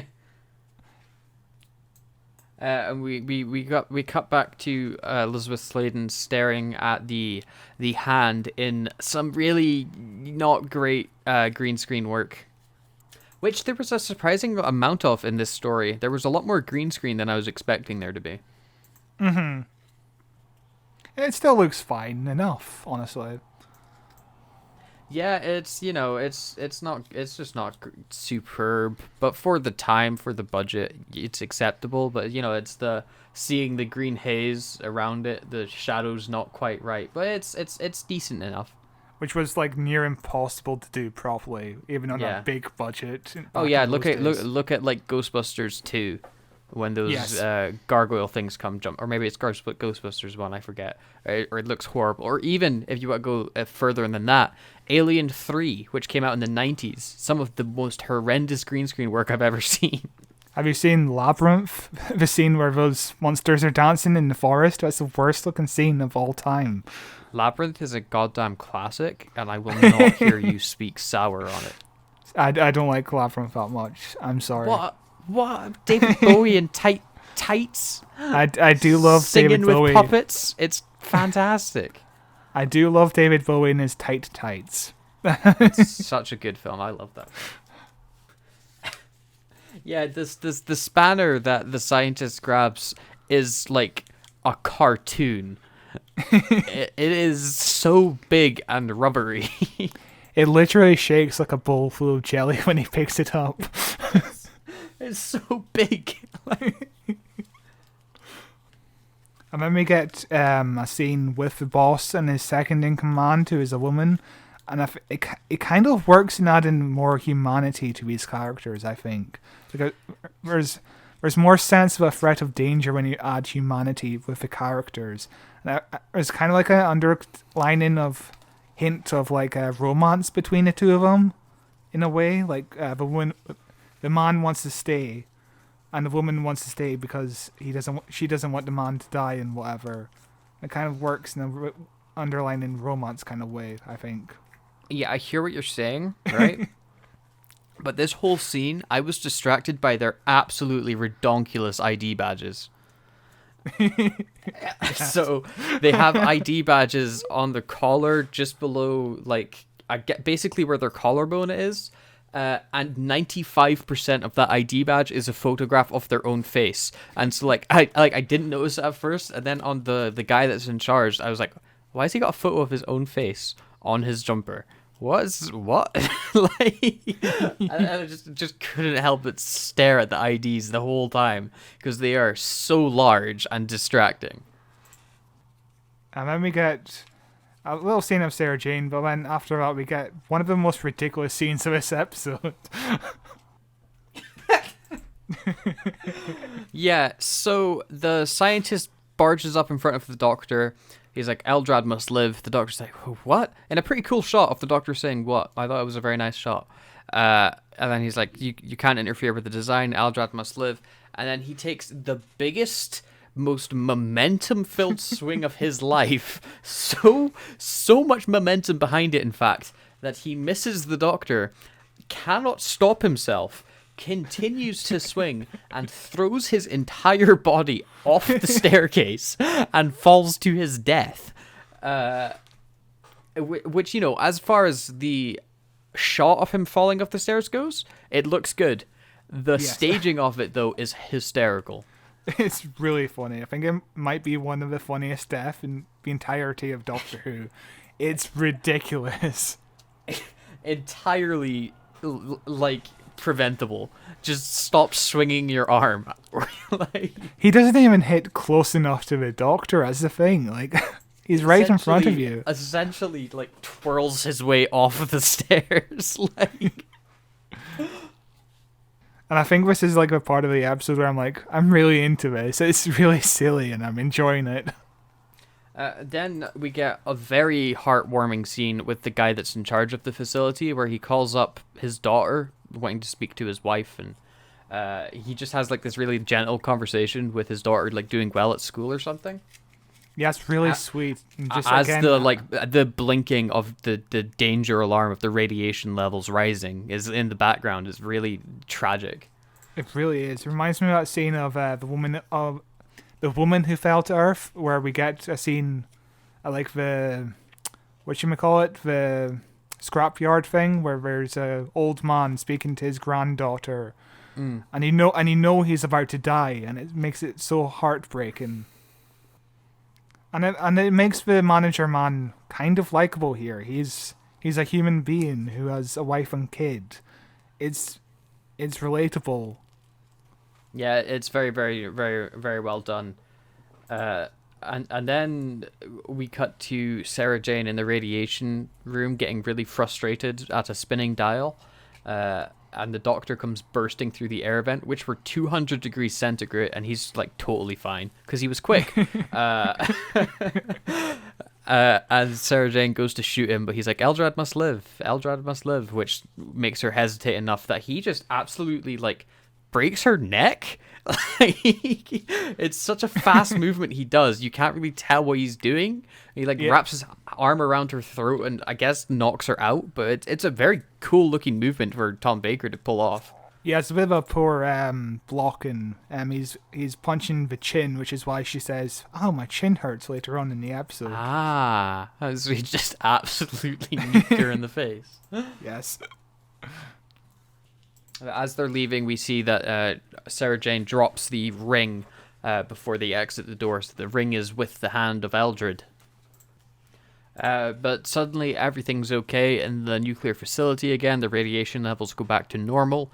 And the guy that's in charge of the nuclear station's like, "Oh, thank God, we fixed it." I don't know how we fixed it, but we fixed it. And he tells everyone basically to get back to work, even though they all almost died. But and they no will rest be for the wicked. And they will be in danger again, like 3 times in this episode. Yep. But Sarah Jane wakes up again, and we find out that she has got no memory from the rocks falling on top of her, which makes sense because she was asleep for most of it and then brainwashed for the other half. And so she's totally confused as to what's going on. It's quite a gentle, quiet scene with the Doctor and Sarah Jane until the science man who's in charge of the nuclear facility comes in shouting and stuff. But the Doctor maintains this level, like low, calm, quiet voice, and it's like an easy scene to get sucked into. And also the boss here is a reasonable reaction. Like, some woman just broke into your facility and just almost killed half your workers. Like, that's a natural reaction. It's not like he's a villain or anything. I think he's a realistic character here. But yeah, it's a very sweet and tender scene between Sarah Jane and the Doctor as she's coming back into normalcy. We get a great scene where the Doctor starts to explain the story to the guy that's in charge of the nuclear facility, and he has a line where he's like, "The science man is dead, he tried to kill me," and then that's the only time they mention it. Nobody ever goes to clean up his body or call his family or tell the police. They just leave him. Everyone just works around him. I don't think anyone cared in the first place, to be honest. Okay, so the Doctor and basically everybody makes their way back up to the main room where the boss man works. And they're talking about Eldred must live, etc., etc. The security camera comes back on, and they see Eldred's hand moving by itself, and they're like, "Oh, we've got to send in the guy to go and collect it. He'll put a radiation suit on, whatever." And the doctor's like, "Oh, I don't think radiation will be the problem here." But we then cut to the scene where the guy's into the radiation room, and I want you to pay attention here, Scott.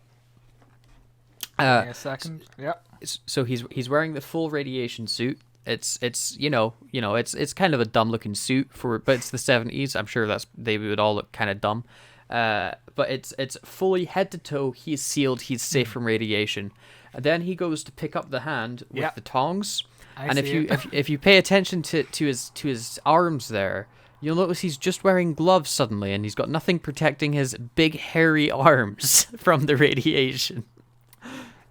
So I believe the behind the scenes story about this is the hand actually got stolen on set, and so they had to do retakes a long time down the road, like a few weeks down the road, which is why I guess that's a different actor carrying the hand, and I guess the stagehand or the actor didn't. Obviously, there was no point in dressing up in the full outfit if you're only seeing the hands, so that's why I guess And you see a wristwatch as well. That's interesting.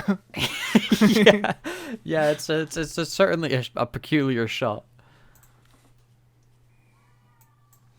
But as the radiation suit man goes to leave, he spots the ring, picks it up, and oh no, it glows blue again. We all know what this means. Eldrad must live. Sarah Jane has a pun in this next scene, and it's brilliant. So they're talking about the hand and how it's used the massive amounts of regeneration to heal itself and regrow a finger. And the guy picks it up and swings it. He almost hits Sarah Jane in the face, and she goes, "Oh, careful! It's not as armless as it looks." Ha ha ha ha ha ha! Almost as good as the Doctor's pun in Tomb of the Cybermen, where he's like, "Very little tiny minds have been blown." But obviously they're like, "Oh, there was a ring in that room." And then the guy goes back in to look for the ring, and then it kind of like wastes more time. And he's like, "Oh, he's still got the ring." And the ring glows again. Because we really needed to see the same thing again, didn't we?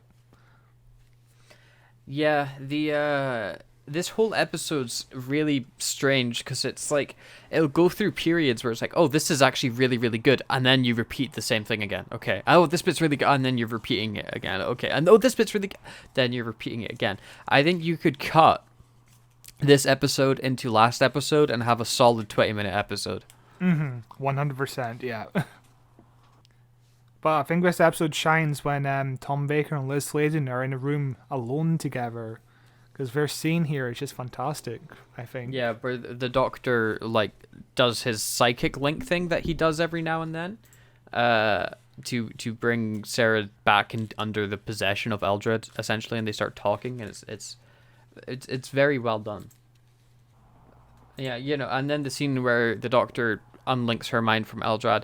So the Doctor definitely has psychic abilities, doesn't he? As we see in the movie. Yes. Although I feel in the movie they're probably a bit more powerful than they are any other time. 100%. In the movie, he's able to be like, "Oh, you did this at one point." Yeah, I know your entire future. Yeah, whereas here it's like I can like touch your head and like it'll clear or wipe your memory essentially, and then more modern day Doctor Who, it's like I can view your entire life history by headbutting you. Yeah. Whenever he does it with Sarah Jane in this episode, I'm like, "Oh, Donna." He does the same thing with Donna. No. Yeah. Oof. Yeah, that one of the most tragic companion goodbyes ever. There's a great scene where they walk in the room after the Doctor like makes her free from Eldrad again, and she's like, "Eldrad must live," and the Doctor's like, "What?"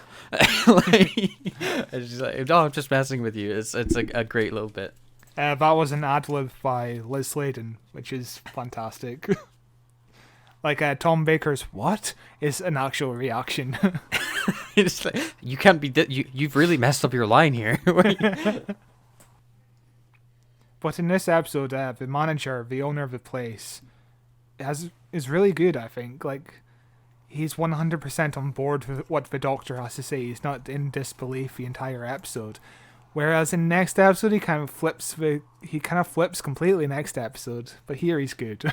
Yeah, he's good in this episode. He's giving a really strong performance. You care about his character. They establish he's got this family that he cares about, and he's like a loving father, and he's really fleshed out in this one episode. But also the guy puts the hand in like a radiation chamber, whatever. It kind of reminds me of Tomb of the Cyberman, where they put the Cyberman in the revitalization chamber. And we're like, oh no, we have to get it out. It's going to become stronger. Yeah, the hand as well. This is the second time it's getting stuck into a radiation chamber in this episode. Like, they're really playing out how long it takes to get Eldrad to live, which Eldrad must do. By the way, they must live. So I hear. They made a sequel to this, by the way. Big Finish did. It's called Eldred Must Die, which is clever. Yeah.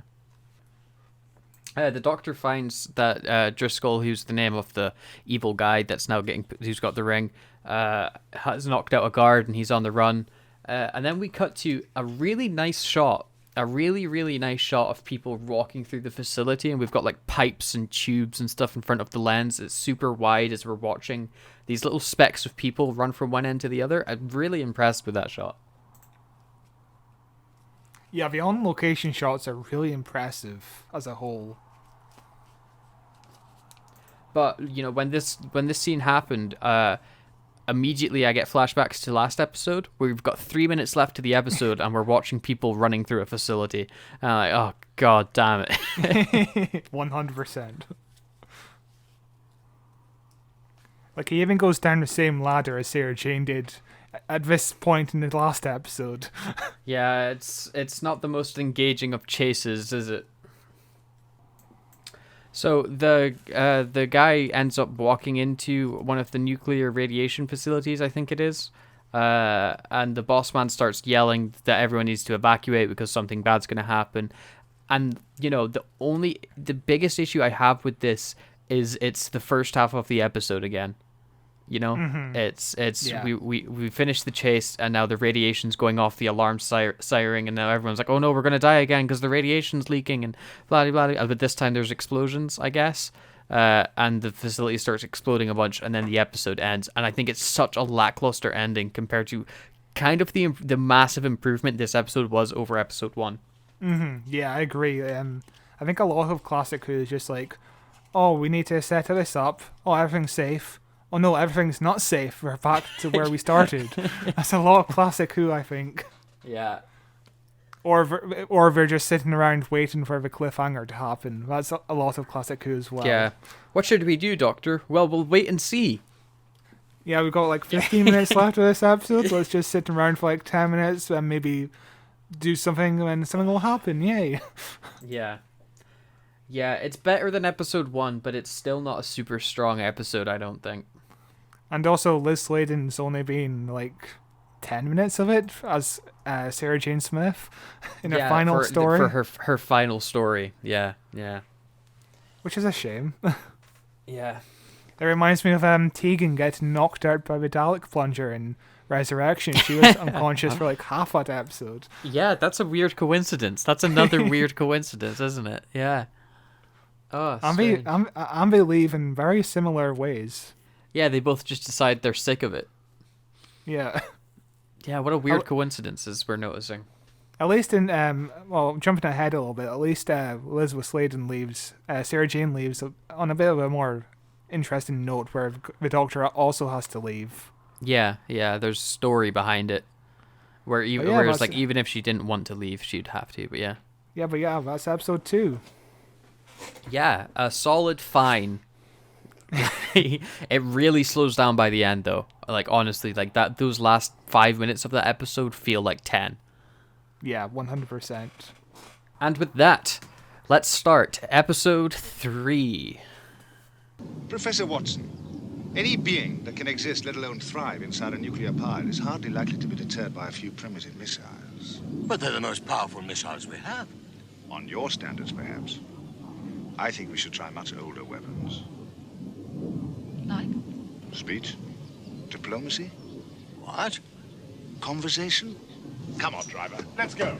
I don't actually remember what happened last episode. It's a good thing that it picks up right where the cliffhanger leaves off, isn't it? As every episode does, with the alarms blaring, and because in the last episode, for the people listening, they might be a bit confused. There's been like 3 days between this recording and the last one, so it might take us a minute to warm up a bit here.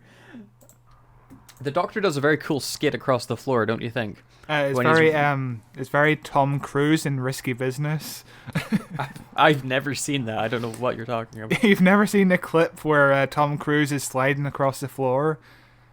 No. I can't remember what the song is, but it's a good scene. It's a classic. Oh wait, yeah, okay, yeah. I know what you're talking about. Yeah. The episode properly begins after we leave the cliffhanger from the last episode with the facility exploding, with a fantastic exchange between Sarah Jane and the Doctor, where Sarah Jane goes, "Are we dead?" The Doctor says, "No."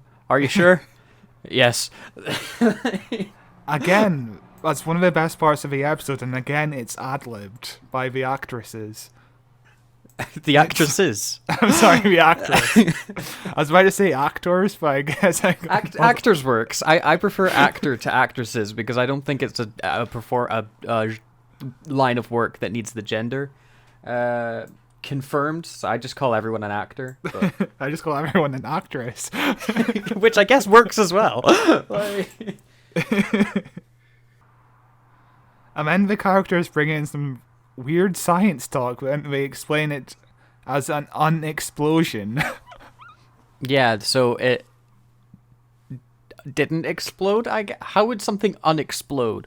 It would have to be already exploded, wouldn't it? But it would have to be an implosion, right? Yeah, it would be the opposite of an explosion is an implosion. Unexploding is just what everything does all the time because it's the lack of an explosion.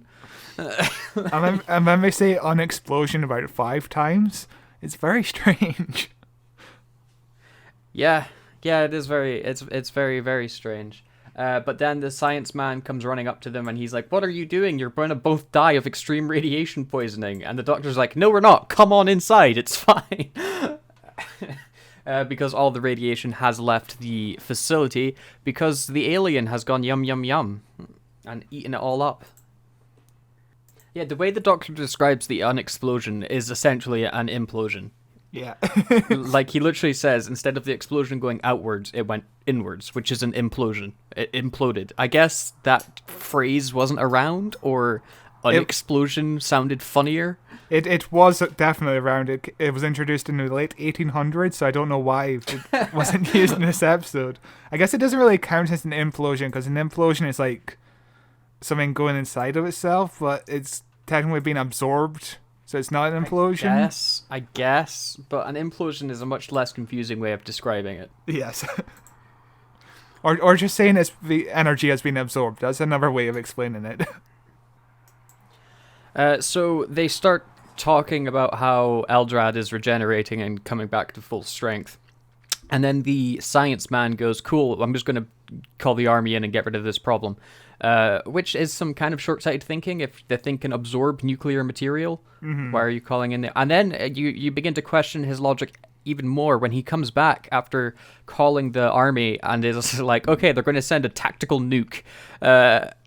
In what world does the tactical nuclear bomb on the nuclear facility stop the monster that absorbs nuclear energy? I feel like there's a step missing in this guy's brain. Last episode we were commenting on how he reacts very humanly. Like he listens to the Doctor when everything is being explained to him. He has humanity in him, whereas in this episode he completely goes backwards and like, "Oh, I want to destroy the monster with nuclear power and stuff." Like, well, that's what it feeds on, my dude. It's some suddenly very poor writing for this character. We then get a pretty cool effect shot of the door melting, with Eldrad breaking their way through, that I think looks pretty cool. And the Doctor has a great line of it being intensely interesting. And the idea of something being interesting that it's intense is just a great sentence. Then something relatively stupid happens, but also kind of cool. Everybody runs into the car to escape the oncoming nuclear missile. It's a tactical nuclear missile, so it's a relatively small nuclear bomb compared to regular nuclear bombs, but still, it's a nuclear bomb. And then they drive all of 5 seconds away from the facility. Like, they are 100% going to be within range of maybe not the blast of destruction, but the radiation fallout afterwards. Like, they just keep driving if you're running away from a nuclear bomb. You can never be too safe. But they stop and get out, and they take cover behind the car. Which, what good is that going to do them? Yeah. Where the doctor, he stays up, and he's really full of himself and kind of charming in this at the same time during this scene where he's like, I'm 100% right, and I'm going to be an ass to you, science man, this whole time. As the science guy's like, you gotta get down, doctor. He's like, okay. And then we see shots of fighter jets that are carrying the tactical nuclear missile flying around for a wee minute. It's kind of cool looking. Is it stock footage, or did they film it themselves? I think there are some shots where there's actual planes flying around, but it's not actually the fighter pilots. It's just actually like normal planes that don't shoot anything. But yeah, most of it is stock footage. We get a very cool shot where we see the planes actually firing the missiles, which I thought was like, ooh, that's a cool thing to see. But the explosion doesn't happen because, as we figured out as soon as they brought up the mention of a nuclear missile, the alien went yum yum yum. And this is like 6 minutes into the episode, and the only thing that's being presented to us is, oh, we've got to try and blow up the building. Oh, we can't blow up the building. And that's all that's happened so far in the 6 minutes. The Doctor then decides that they should talk to the alien instead of throwing nuclear missiles at it, as, you know, they should have figured out right at the start of the episode. And we cut back to the facility, and we get our first look at Eldrad, who is a blue alien lady with a very tight costume and a long, long head. Yeah, it's kind of like, it's not a bad costume when you consider just the budget. It's not as bad. It's not as bad as the next costume we'll see Eldrad have in the next episode. Yeah, 100%. But yeah, this costume, basically they had to, every time she moved, the bits of sparkly things kept on falling off, and they had to glue it in between scenes, which isn't a good sign of a great costume. But it doesn't. It translates pretty well on screen, I thought. Yeah, it doesn't look super uncomfortable either, which the next costume does. This one is pretty good, and as we'll go on to discover, Tom Baker loves it. You can also hear like the crackling of her costume as she begins to move around a bit. So I think her movements are very stiff as well as a result of that. Then we get a scene that was very reminiscent for me of more modern day Doctor Who. Where the Doctor says, everyone wait behind, he's going to go into the facility himself, and he tells Sarah Jane to wait behind as well, and then he starts to walk off, and Sarah Jane's like, oh, I'm going to follow anyway, but she gets stopped by Science Guy, who's like, I think you should listen to the Doctor and stay here, and she's like, yeah, you're right, but I'm not going to stay, and she runs off after the Doctor, which I thought was like a very modern Doctor Who companion thing to do. It reminds me of Doomsday, where Rose Tyler is told to leave, or Rose Tyler is told to stay behind, and then she's like, nah, I'm not going to stay behind, and then she goes with the Doctor and ultimately dies, which is yeah. Well, she doesn't die, but she gets trapped in the parallel world. Yeah, all that jazz, and everybody cried. Then we get some more really long shots of them walking through the facility, which makes for the third or fourth time that's happened in 3 parts of walking through the facility with no sound happening besides the music in the background, just to pad out time. Well, if you're going to use a facility like that, you might as well get the most out of it. It isn't bad a looking shot. Yeah, but, you know, it's fine the first time. Maybe you could get away with the second time, but the third time, the fourth time, you know, you start pushing it at that point. Then the Doctor meets Eldrad for the first time, and they have a conversation. That's a pretty, relatively lighthearted conversation, where they repeat information we've already heard, where they're like, how did you stop the nuclear missile? Well, I absorbed it to complete my regeneration. That's exactly what I thought you would do. Which is like, yeah, we've figured this out literally at the start of the episode. But there's some fun lines of dialogue and some fun performances here. I really like Sarah Jane when the doctor's like, say hello, Sarah Jane. She's like, hi. And I like when the doctor's saying that they're not there to hurt Eldrad, that he crosses both his hearts. That is the nice little touch from Tom Baker there. And then we get a really weird effect shot, don't you think? Yeah. Where Eldrad suddenly has, I don't know how to describe it, blue pieces of paper across her eyes. As she looks at the doctor and scans him, I guess is what she's doing, and we get like this juttering picture of the doctor from two slightly different angles as she's scanning him, and the blue lights flick. It looks really weird. It works fairly well at the same time. You understand what's going on, basically. And I think those are not paper, but it looks more like lights. I'm not sure how they achieved that, but it doesn't look too bad. Yeah. It definitely looks silly though. They're slightly too big and don't blend on her face super well. Well, you know, that's Doctor Who just summed up in a nutshell. Silly. So then we go to like the scientist guy, Watson, and he's like, "Oh, a gun can destroy her somehow." Huh? She absorbed a nuclear missile, but this bullet, I got a good feeling about this bullet. Does he think she's a werewolf? Yeah. We then get a pretty massive lore dump from Eldrad, which I think the lore is relatively not true because they're evil, aren't they?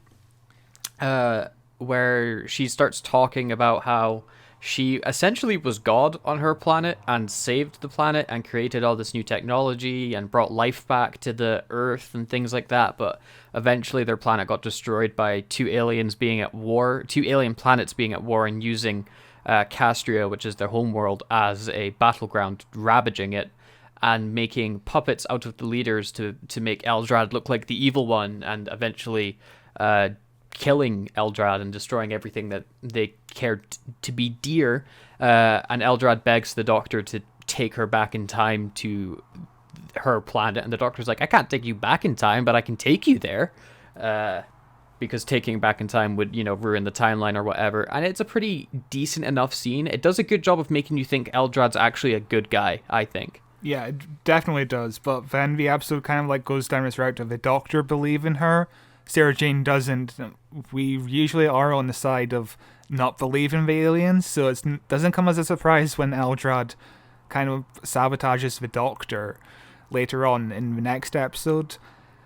I think we could have gone one or two ways with this kind of like storyline. Either Eldred becomes more human because of her contact with Sarah Jane, and Eldrad kind of like develops human feelings and all that. That could have been interesting. Or a second way would have been the Doctor being like, I'm kind of prejudiced because of all these aliens wanting to invade Earth, and this is kind of like a good reason for the Doctor to be like having a second thought about whether or not to trust an alien life. But this episode kind of goes down of, oh, Eldrad is just lying and the Doctor is being gullible for some reason. Yeah, okay. I think it's a much more interesting story if Eldrad is actually a good person. 100%. If it's actually just an alien that's struggling and trying to do good and was just doing its best to try and survive and did do all this good things for the planet and things like that. I think that's a way more compelling story, especially for classic Who, where it's usually villain of the week. It would be such an interesting twist on that setup. But yeah, no, they just go into it's a bad guy all along. And then we get one of the dumbest scenes in this episode. This isn't a great episode, as you can probably tell, because I think by the time this is edited down, we will have talked about it for like 15 minutes. They walk out of the like radiation room that they were standing in, and Science Man starts shooting. If you look at where he's aiming the gun, he's shooting the floor. But he starts shooting at them. Obviously, Eldrad absorbs all the shots, and then he runs off, and she chases him. But again, from the last episode with Science Man, where he was on the phone to his daughter and to his wife, and like being like, "I'm gonna die," I'm just saying my final goodbyes. I just want to hear your voices the last time too. Oh, bang, bang, bang! I'm gonna shoot you or drop a nuclear missile on you, and now I'm getting electrocuted by you. He loses all of his character that they built up in the last episode. But the Doctor saves his life by being like, "I will not take you home if you kill this guy." Yeah, it's not super good.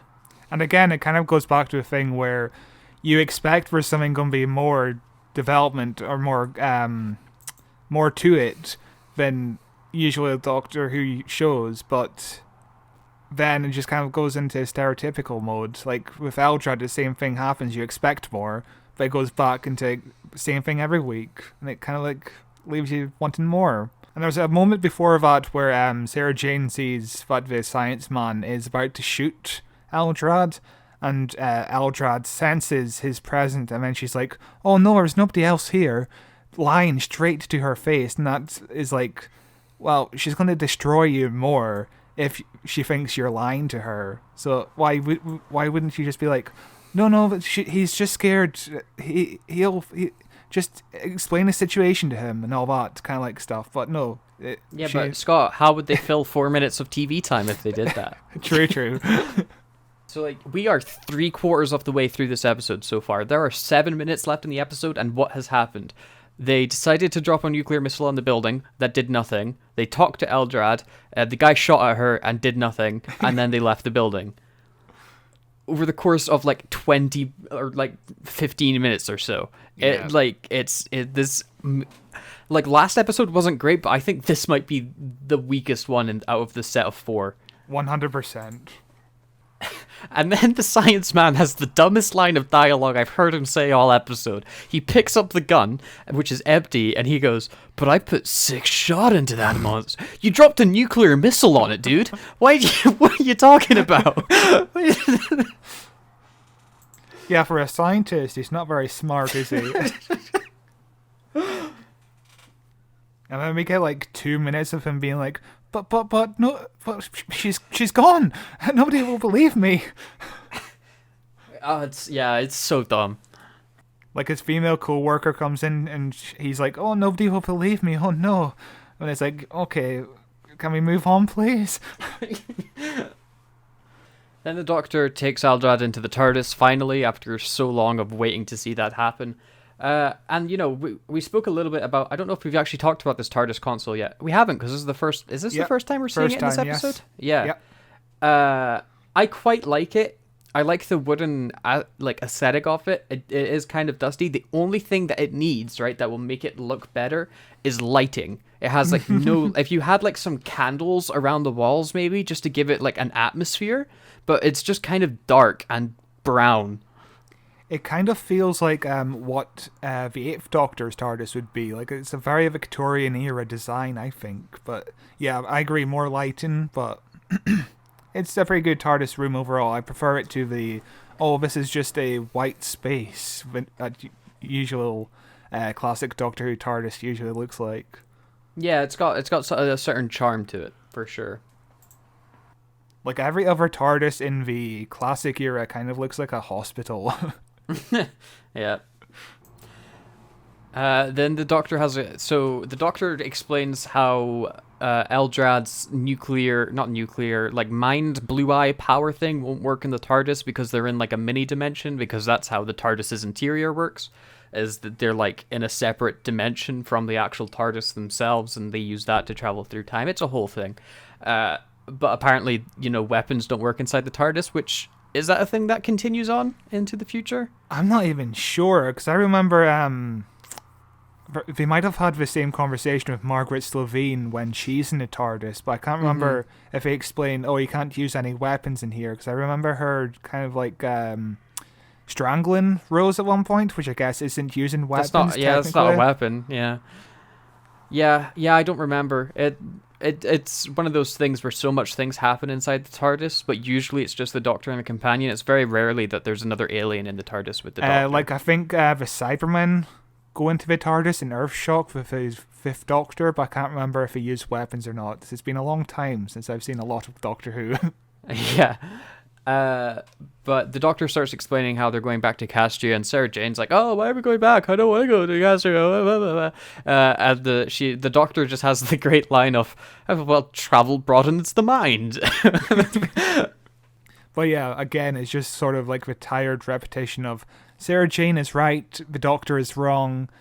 Let's kind of move on with it. Let's like the Doctor. They're really padding out time to get to Castria because like that's the last episode, and they have no story for this one. Yeah. Like it is like, how long can we wait before we get to Castria? Yeah, because if this story was scripted as a normal a normal like plot structure, it'd have taken like 5 minutes between Eldred being born and going into the TARDIS. That's like 5 minutes spread across 25 minutes. Yep. There's even Sarah Jane storms off into the deeper TARDIS. So there's a few things I want to talk about here. When Sarah Jane storms off deeper into the TARDIS, on the circle window, there's a Star Trek badge. I just want to point that out. Give me a second. I need to find that. Okay, I see it. Yep, there's just a big old Star Trek badge on the window, which, you know, I wonder if it was a happy accident and they were just drawing symbols, or if it was a reference to because Star Trek was definitely on the TV at this point, and it was massive, because this is the late 70s, so the original series would have been cancelled, but it would be running in syndication, and would be one of the most popular syndicated shows of all time. It was also on the BBC, so I guess that was another reference, because I think it was on the BBC in the 60s, so... Yeah, it could most certainly be a little nod to Star Trek there. And then the Doctor says the expansion factor, which is about 10 seconds of the Doctor just listing of letters and numbers, which is compelling TV, I tell you.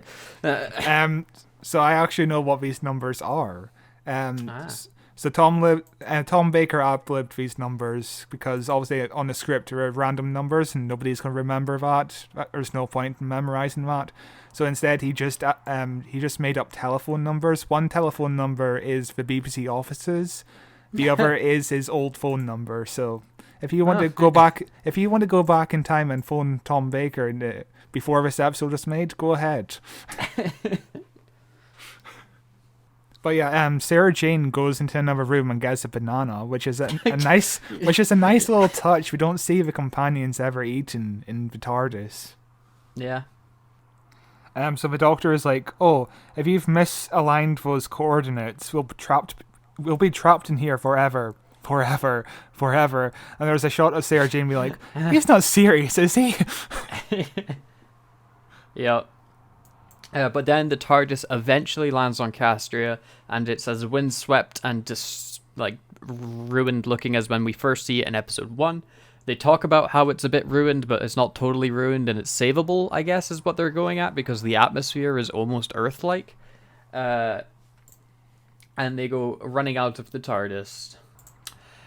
So they make their way into the big dome shelter where we were in the first episode saw the aliens Glip Glop and Glip Glop get killed, and they talk about how there's no power and how if there are any aliens surviving they'll be living a miserable existence in the thermal caves, and then Eldrad brings power back to the facility by putting her ring into a button, and that powers everything up by using the core of the planet. It doesn't matter at all. They're like, okay, let's go into the core of the planet, will we, with 2 minutes left in the episode. I bet it's not going to end here. Eldrad opens up the door and gets shot through the chest with a big spear thing. Yeah. And that's our cliffhanger for this totally mediocre episode. I think it might be like a poison dart, kind of, but the cliffhanger is awkwardly blocked where you don't really see what's going on. She just sort of turns around and you're like, oh, she's been hit. How many episode ends? You don't really see what the hell's going on. It takes like 10 seconds between her turning her back, turning around, being like, oh! I mean, it's an all the way staged cliffhanger. Yeah, and so what happens in this episode, Scott? They decide to blow up the facility with a nuclear bomb. They remember that wouldn't work. They meet Eldrad, they try to shoot Eldrad, and then they remember the nuclear bomb didn't work. Then they get in the TARDIS and they go to Castria, and then she gets stabbed through the chest. What a compelling 20 minutes of TV that is. Yeah, and most of that explanation didn't need to happen. We didn't need to see the facility try to be blown up. We didn't need to see the guy trying to shoot her. Just cut to the conversation, and then go to the planet, whatever it's called, Castria. Yeah. Yeah. I honestly think that might be the quickest we've torn through an episode. Nothing happens in episode 3.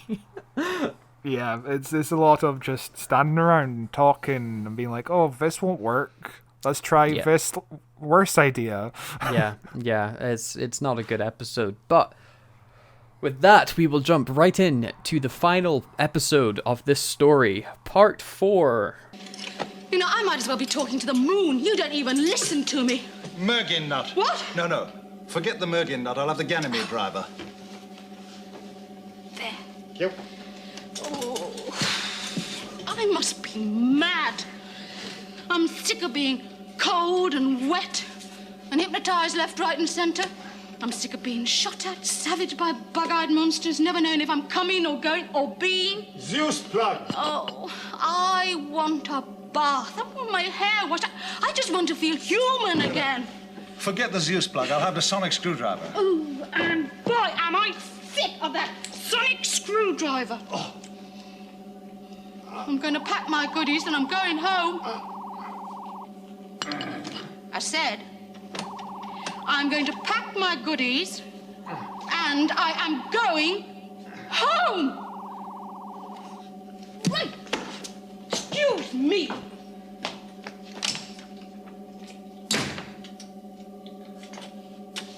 What was that you... I don't know why she goes on like this. So the episode picks up right where the cliffhanger left off, as every episode does. The big spear through, big giant dart through Eldrad's heart gets pulled out by Eldrad, and the doctor takes it. He's like, what was this? She was like, oh, it was the traitors. It's a poison dart thing, and the poison will kill me. And the doctor's like, oh no, is there a cure? Where she's like, no, there's no cure. I developed the acid. But the only way that we can fix this is if we get to the regeneration chamber, which, you know, is a pretty decent enough excuse for Eldrad to go into the regeneration chamber to get into the evil body that they want to get into. And again, it's making a comparison to Tomb of the Cyberman. That's the Cyberman's plot in Tomb of the Cyberman, isn't it? Yeah.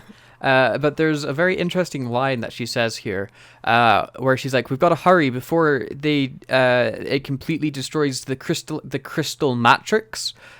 Which she's supposed to say Matrix because it's written as Matrix in the subtitles. I am assuming she didn't know the word and no one corrected her. That's one, or the director just being like, I don't know what that is. Maybe she said the right thing. Yeah, who knows? But that's my favorite Keanu Reeves movie, The Matrix. The Mattress. No, wait, that's a porn parody. And then we get our first of many green screen shots in this episode, which I was surprised by their frequency. As we cut to an alien being like, "Oh, there's intruders," blah blah blah, and then we cut back to the doctor and that in an elevator, I guess, with just bubbles behind them superimposed, and it's early green screen work. It doesn't look great. Yeah, you can tell it's from the 70s. From the mid-70s especially, like, you can just sort of tell. So Sarah Jane gets hit with a big beam and starts freaking out, and then we find out that the beam is not going to affect her at all because she's a carbon-based life form, and it's designed to be destructive against silicon-based life forms, which are the people of Castria. They're silicon-based. So what was the point of the scene? It also takes Sarah Jane a moment being like, oh wait, I'm not in pain. Wait, this doesn't hurt at all. Because the doctor's like, oh, stop making a fuss, Sarah Jane. You're from South Croydon, and she's like, oh wait, I'm not in pain. It's very awkward.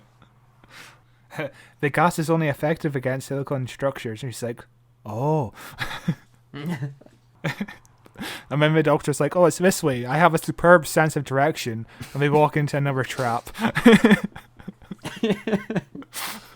As they're walking, there's a great line where Sarah Jane's like, I don't think they're dead. If they're dead, we would have seen some bodies by now. Surely we're pretty deep in. And the doctor's like, well, if you're made of stone, what happens? You crumble and turn to sand. She's like, what are you talking about? He's like, you're walking on their corpses. As we look down, we see they're walking on like gravelly black sand.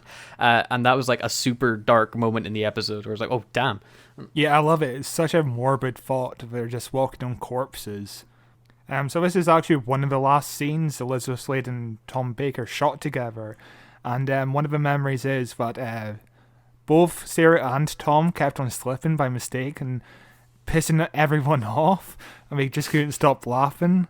And the woman playing Aldrin is like, oh, come on. I'm in this uncomfortable costume. The crystals are itching my face. Like, get on with it. And we just couldn't stop laughing. That's a great little moment. So this whole episode is basically watching the Doctor, Sarah Jane, and Eldrad go through a series of booby traps, and like it's like yeah, that'll come into play later on. And then there's like it's essentially just watching a small dungeon crawl as they're like, oh, we've got to solve this challenge and this challenge and this challenge, and the next one they have to solve is Sarah Jane it kind of looks like Eldrad pushes her, where she almost falls down the bottomless pit of death. In a pretty it looks pretty good with Sarah Jane like hanging off the ledge, and then they're like, oh, it's not safe, we have to get across the ledge, there's only one bridge, how will we do it? Very slowly. Yeah, it's again just being like, oh, there's a trap and we have to pad out the episode a bit more to get over it. But also it does remind me of Tomb of the Cyberman again. We're in this kind of like cave area and they're solving little booby traps. That's what happened in Tomb of the Cyberman. Yeah, and then something happens that made me go, what? So the Doctor tests the bridge and he's like, okay, it's fine. We should be able to make it across. Come on then, Eldrad. And then he wraps his arm around Eldrad as he's been doing this whole time, but then he lifts her up onto his shoulders and carries her across like a fireman. I was like, this is a sudden burst of strength from the Doctor I did not foresee him having. I'm guessing it's a puppet, or not a puppet, but like a doll that the Doctor's picking up, or is he picking up the real actor? I think he's picking up the real actor. I think that's a real... It doesn't look like a puppet. It 100% looks like her. Yeah, it's a pretty good showcase of strength for him. Also, this reminds me, the Doctor doesn't use his sonic screwdriver much in the classic era, because the Doctor's like, oh, I've never seen a door that can't be opened somehow. And then they push a button to open it rather than using a sonic screwdriver, which is interesting. Yeah, it is pretty interesting. But this is our first look at something that'll happen throughout the rest of this little part of the episode that's kind of uncomfortable. So Eldrad goes to push the button, and the Doctor stops her and grabs her to lean against, and his hand just happens to land in a certain place on her chest, as it will recurringly land on from here on out, as we watch Tom Baker just grope this lady, and it's kind of gross. Yeah, it's really hard not to look at either. It's just like, oh, Tom Baker's straight up just groping that woman. Yeah, it's not good. Then there's a pretty good fake out, or at least it would be a good fake out if there wasn't one thing ruining it. So they put Eldrad onto the regeneration chamber, and, we've been cutting back and forth this whole time in the episode to an alien watching them while a voice over is like, oh, they've made it to chamber, whatever, we're gonna kill them soon. And then they're like, oh, let's kill them now. Oh, never mind, there's not enough power to kill them. The regeneration's definitely going to happen. And you hear the voice say, like, regeneration will occur. And then the Doctor, like, puts Eldrad down on the regeneration chamber and presses the button to make it work. And we see this, like, big press coming down on top of her. And Sarah Jane's like, oh, no, it's going to crush her. And then it lands on top of her and it crushes her. And the Doctor's like, oh no, we've just killed this person.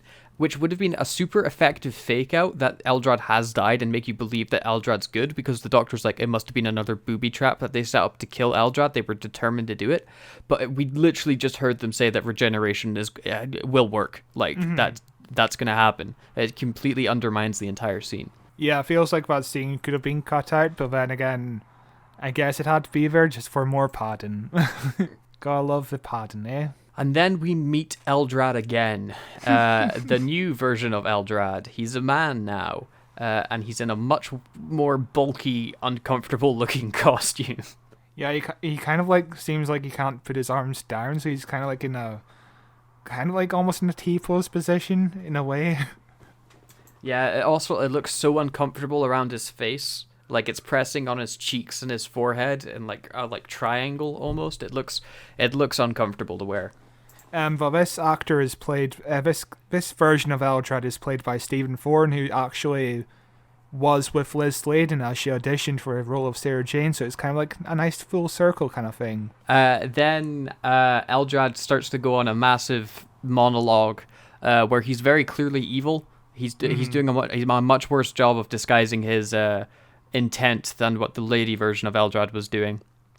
And he starts talking about how his enemies will be brushed aside or whatever. And then a guy called Rokon, who is another version, or not another version, but another member of the Castrian species, who's the King Rokon, all hail. He says something to Eldrad like, "Oh, we'll defeat you," and Eldrad starts going off on this massive tirade and ranting and raving, and we find out that it was Eldrad that lowered the barriers that destroyed the planet, not an alien invasion, which is the Doctor's first wheel of, oh, this is actually a bad guy and I've been duped this whole time. It only took me an episode and a quarter to find that out. Episode and a half, sorry. Goodness.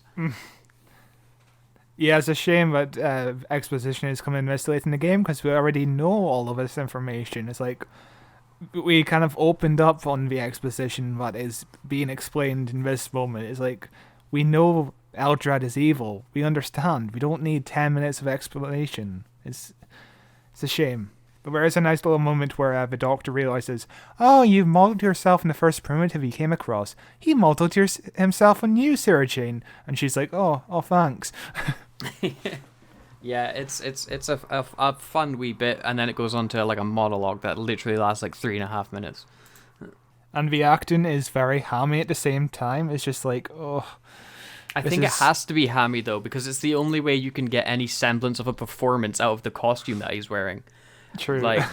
The costume covers so much of his features. The only thing that you can really make out is his mustache.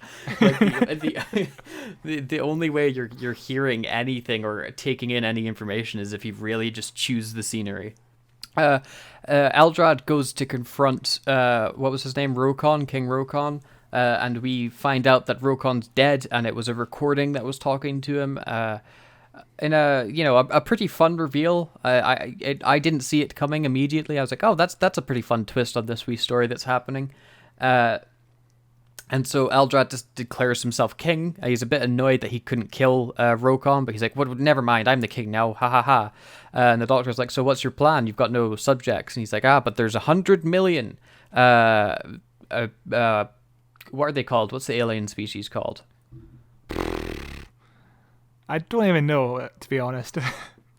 Castrians. That's it. Yes. They're 100 million Castrians in the crystallized energies or whatever, waiting to be regenerated by me. Mwahaha. I mean, it's just sort of 10 minutes of being like, oh, I will rebuild this planet, and we're looking at the clock being like, there's 10 minutes left of this episode, my dude. You're not going to manage that, are you? Yeah, and we find out that the data banks full of all the crystal energies to regenerate his people are empty, so Eldrad is the last of his species. Or so we're led to believe, dun dun dun. The Doctor and Sarah Jane don't really do much in this episode. We just sort of watch as the guy has a complete mental breakdown. Yeah, we're basically we're just watching Rock Alien go around shouting at people, and then when he finds out all of his people are can't be regenerated, he gets called into another room where we see another rock person, and I'm not sure who this guy is. I don't remember if they say his name, but they just start giving even more exposition on the alien planet. This episode is just giving us all the lore to Castria, which it doesn't matter because the planet's dead. So yeah. And it's a shame that the episode just kind of ends like this. There's nothing much left. And it's like, there was potential of a good storyline, as we said, but it kind of just leads to nowhere, and it feels just going through emotions. Yeah, it feels very much that at this point, lost track of the story almost, because like this, we're now on the planet Castria. They've gone through various booby traps. It's a far cry from the first episode where they're at a quarry and then at a nuclear building. Like two completely separate stories that this one episode, or like these 4 parts, have taken us on. And by this point, I'm like, oh my god, we have gone down such a rabbit hole. I don't know how to get out of this. It's like when you're on YouTube and you're watching a video about a movie, and then suddenly you're listening to sea shanties. It's like, how did I get here? But yeah, in a great moment, the Doctor uses his long scarf as a tripping hazard for the guy to fall down, and then he's dead. Yeah, they run away from Eldrad, and he chases after them. They throw the scarf into a tripping hazard, and Eldrad falls down the bottomless pit of doom. And like, he doesn't even properly trip over it. He like trips a bit, then steps over it and tumbles backwards. It's so lackluster. It's very anticlimactic. The guy who couldn't be destroyed by nuclear weapons falls down a hole. That's not a good ending, is it? Then the episode completely changes and becomes something very good. When the Doctor and Sarah Jane climb back into the TARDIS, and it's like there's 6 minutes left in the episode, and we're just in the TARDIS with them talking the whole time, and it's excellent. And Sarah Jane just starts like venting off how frustrated she is at everything, how she misses her old life and things, while the Doctor is trying to fix the thermocoupling on the TARDIS because it was cold. I guess it's just an excuse for him to not be listening, really, as Sarah Jane's ranting and raving. It is such a great scene, just seeing their chemistry at full force. Yeah, and it's, it took 4 episodes to get to this one scene, and this one scene stands so far above literally everything else in the story. It's like, it feels like it's not even a part of the same story. Honestly, I would have liked the whole castrating subplot to end last episode, and this whole episode could have just been 25 minutes of the Doctor and Sarah Jane interacting. Like, you don't need a budget, just having them to interact and bicker and reminisce about good times, and then Sarah Jane leaves. That could have been such a great episode on its own. Yeah, I think Liz Sladen's performance here is also really great, where she's talking about how, she's always getting kidnapped or frozen or brainwashed, and she just wants a bath, she just wants to relax. Like, she's got this huge big spiel to say, and her performance is just really, really, really good. It sounds like she's talking about the show itself, being like, oh, my character is always getting brainwashed and kidnapped, and I would want a break just to shower and relax. It sounds like she's saying it, doesn't it? Yeah, I'm sick of being stuck in weird costumes and running around in the late night shoots, and I just want to bath and relax for once.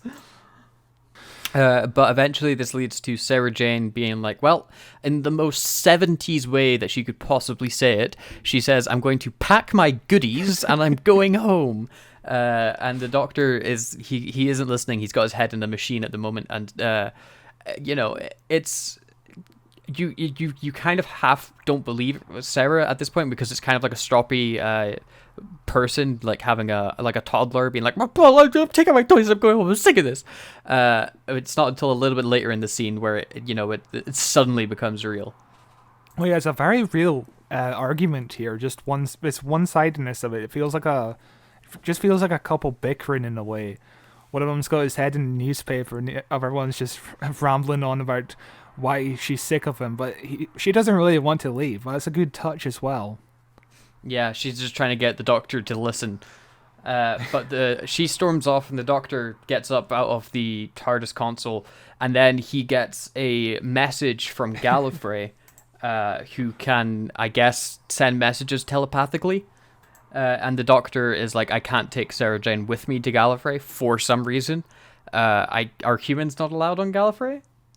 Yeah, I think that's one of the things that's established in the classic series, but it's kind of like flimsy in a way. I think it's just a way for them to be like, oh, Sarah Jane can't come along on the next adventure, so that's a perfect way of writing her out, I guess. But also, I think it was you who said the Time Lords communicate for Game Boy graphics. Yeah, because we get like 8-bit digital graphics on the screen. It looks very strange. So Elizabeth Sladen was actually furious about the original send-off, And story editor Robert Holmes and producer Philip Pincliffe they allowed Tom and Elizabeth Sladen both to write their own endings, so that's why it feels very natural, it feels very good as an ending, I think. It feels like the actors are communicating as themselves rather than the characters, which really work well. Yeah, it's really good. And then we get the scene in the episode that will make you cry when Sarah Jane comes back out and she's like, well, I'm going to go, doctor. She's trying to get his attention and she's like, I have to go. And the doctor's like struck by it, and he's like, yes, you do, but how did you know that? Like, how did you know you have to go? Because obviously he wasn't listening to her. And he explains how he's been called back to Gallifrey, and Sarah Jane suddenly is like, oh no, I was just joking. I can still come with you. Like I wasn't being serious. And the performances from both here, especially I was like Tom Baker's performance where he's like just quietly whispering like, this is just I can't take you. It like immediately pulls at your heartstrings. And also his eyes are kind of covered in his like curly hair, and it just kind of expresses that he can't make eye contact with her because he'll break down and cry. I think that's a good little touch as well. I'm not sure if it's intentional, but it feels intentional. And also it's a really good introduction to the next story where the doctor's like, this time I don't know what's going to happen on my home planet. And it's like really intrigues you into what's happening next week. Yeah.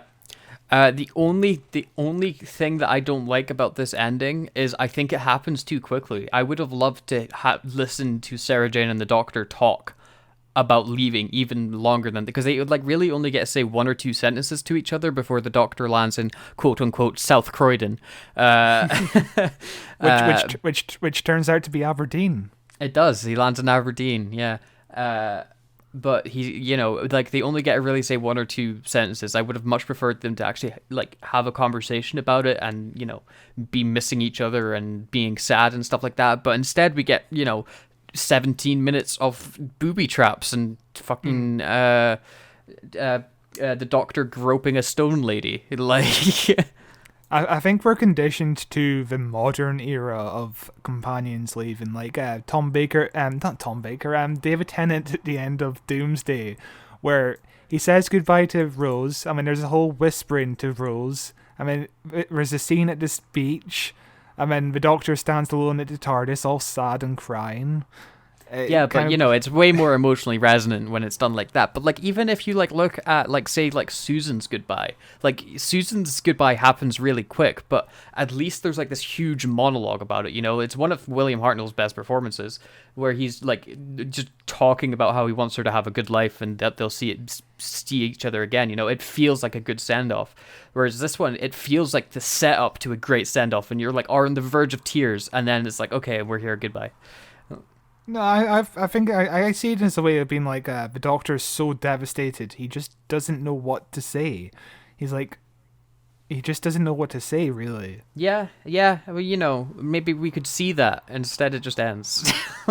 There is a sweet moment where the Doctor's like, "Oh, we're on your street, your home."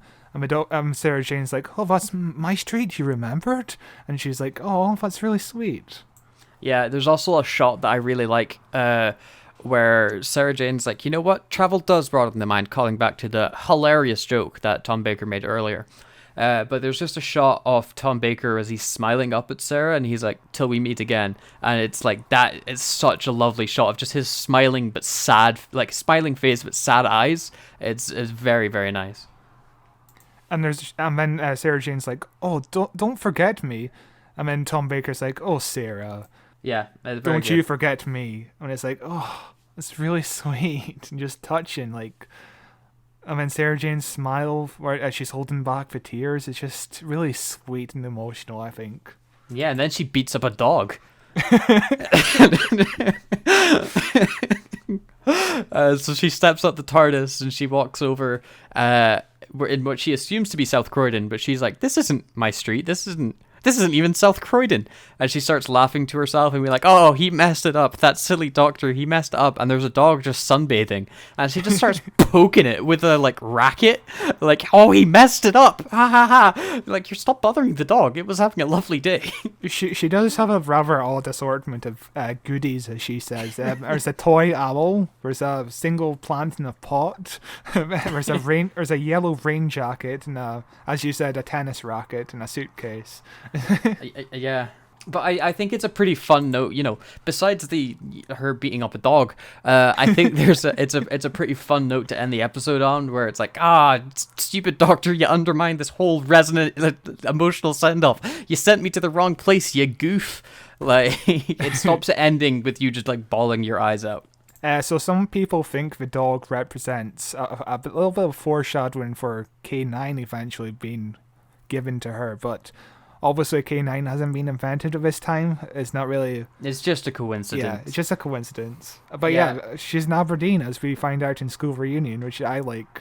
Yeah, I really like that as well. And then she's whistling. She looks off up into the sky, and then we freeze frame, which I thought that my stream froze when it happened. I was like, oh, okay, that's how it ends. Okay, it ends on just the weirdest little freeze frame of her looking up into the sky, which I guess they're going for, like, you know, the longing and looking back on her adventures and looking for the doctor and stuff like that. But the freeze frame is something that is very much of the 20th century filmmaking, isn't it? Yeah, it's also not a very flattering frame to freeze on. It's usually rather kind of goofy in a way, but Elizabeth Sladen wanted that to be her send-off, just a freeze frame, and she got it, and she was very happy by it. So that's good, at least. Yeah, and that brings us to the end of The Hand of Fear. So, Scott, what were your thoughts on this story as a whole? I think I was more excited to talk about that final 7 minutes than I was the entire episode. Yeah, it really felt like, okay, let's get through this really lackluster story to the one good scene in this 4 parts. But yeah, it's a shame that the episode isn't very good. There's still moments of fun to be had. There's some good special effects shots. There's some good shots on location as well. And Tom Baker and Elizabeth Sladen are very good together. That's about as much good as the episode has, I think. Yeah, it's a really solid 2-part episode stretched into 4 parts. Like all the stuff with the nuclear facility, I 100% think you could cut down into 1 episode. Yeah. Like, I think you could cut that entirely down into 1 episode. And then you could just leave this episode as it is, really, if you want to have it as 2 parts. I think you could probably cut this episode into a 140-minute episode. Like a modern-day paced 40-minute episode quite easily. Because there's so much filler. Like, compared to some of the episodes, and we've covered, you know, a couple classic Doctor Who stories at this point. This is the most filler, like the most obvious filler as well, that I think we've seen. But yeah, it's all for that last 7 minutes. That makes the story worthwhile. I would honestly be like, don't watch the story, just go to the last episode and fast forward to this scene. Like, same here. Or just Google the episode on... Google the scene on YouTube, because it's right there. Just look at the scene on YouTube, yeah. Yeah. But yeah, the episode itself is just like, there's so much potential. As I said, it could have gone so many different ways, whereas the alien is becoming more human, and what that means to the alien to experience human emotion, that kind of storyline. Or the Doctor being like, oh, I've been prejudiced towards these aliens in the past. This alien could actually be good, but obviously the alien isn't good, and it's like, it just goes down a very familiar territory, which Doctor Who has gone... This is like the 500th episode of Doctor Who, and it's just the same as other Doctor Who episodes. It's not interesting, really, which is a shame.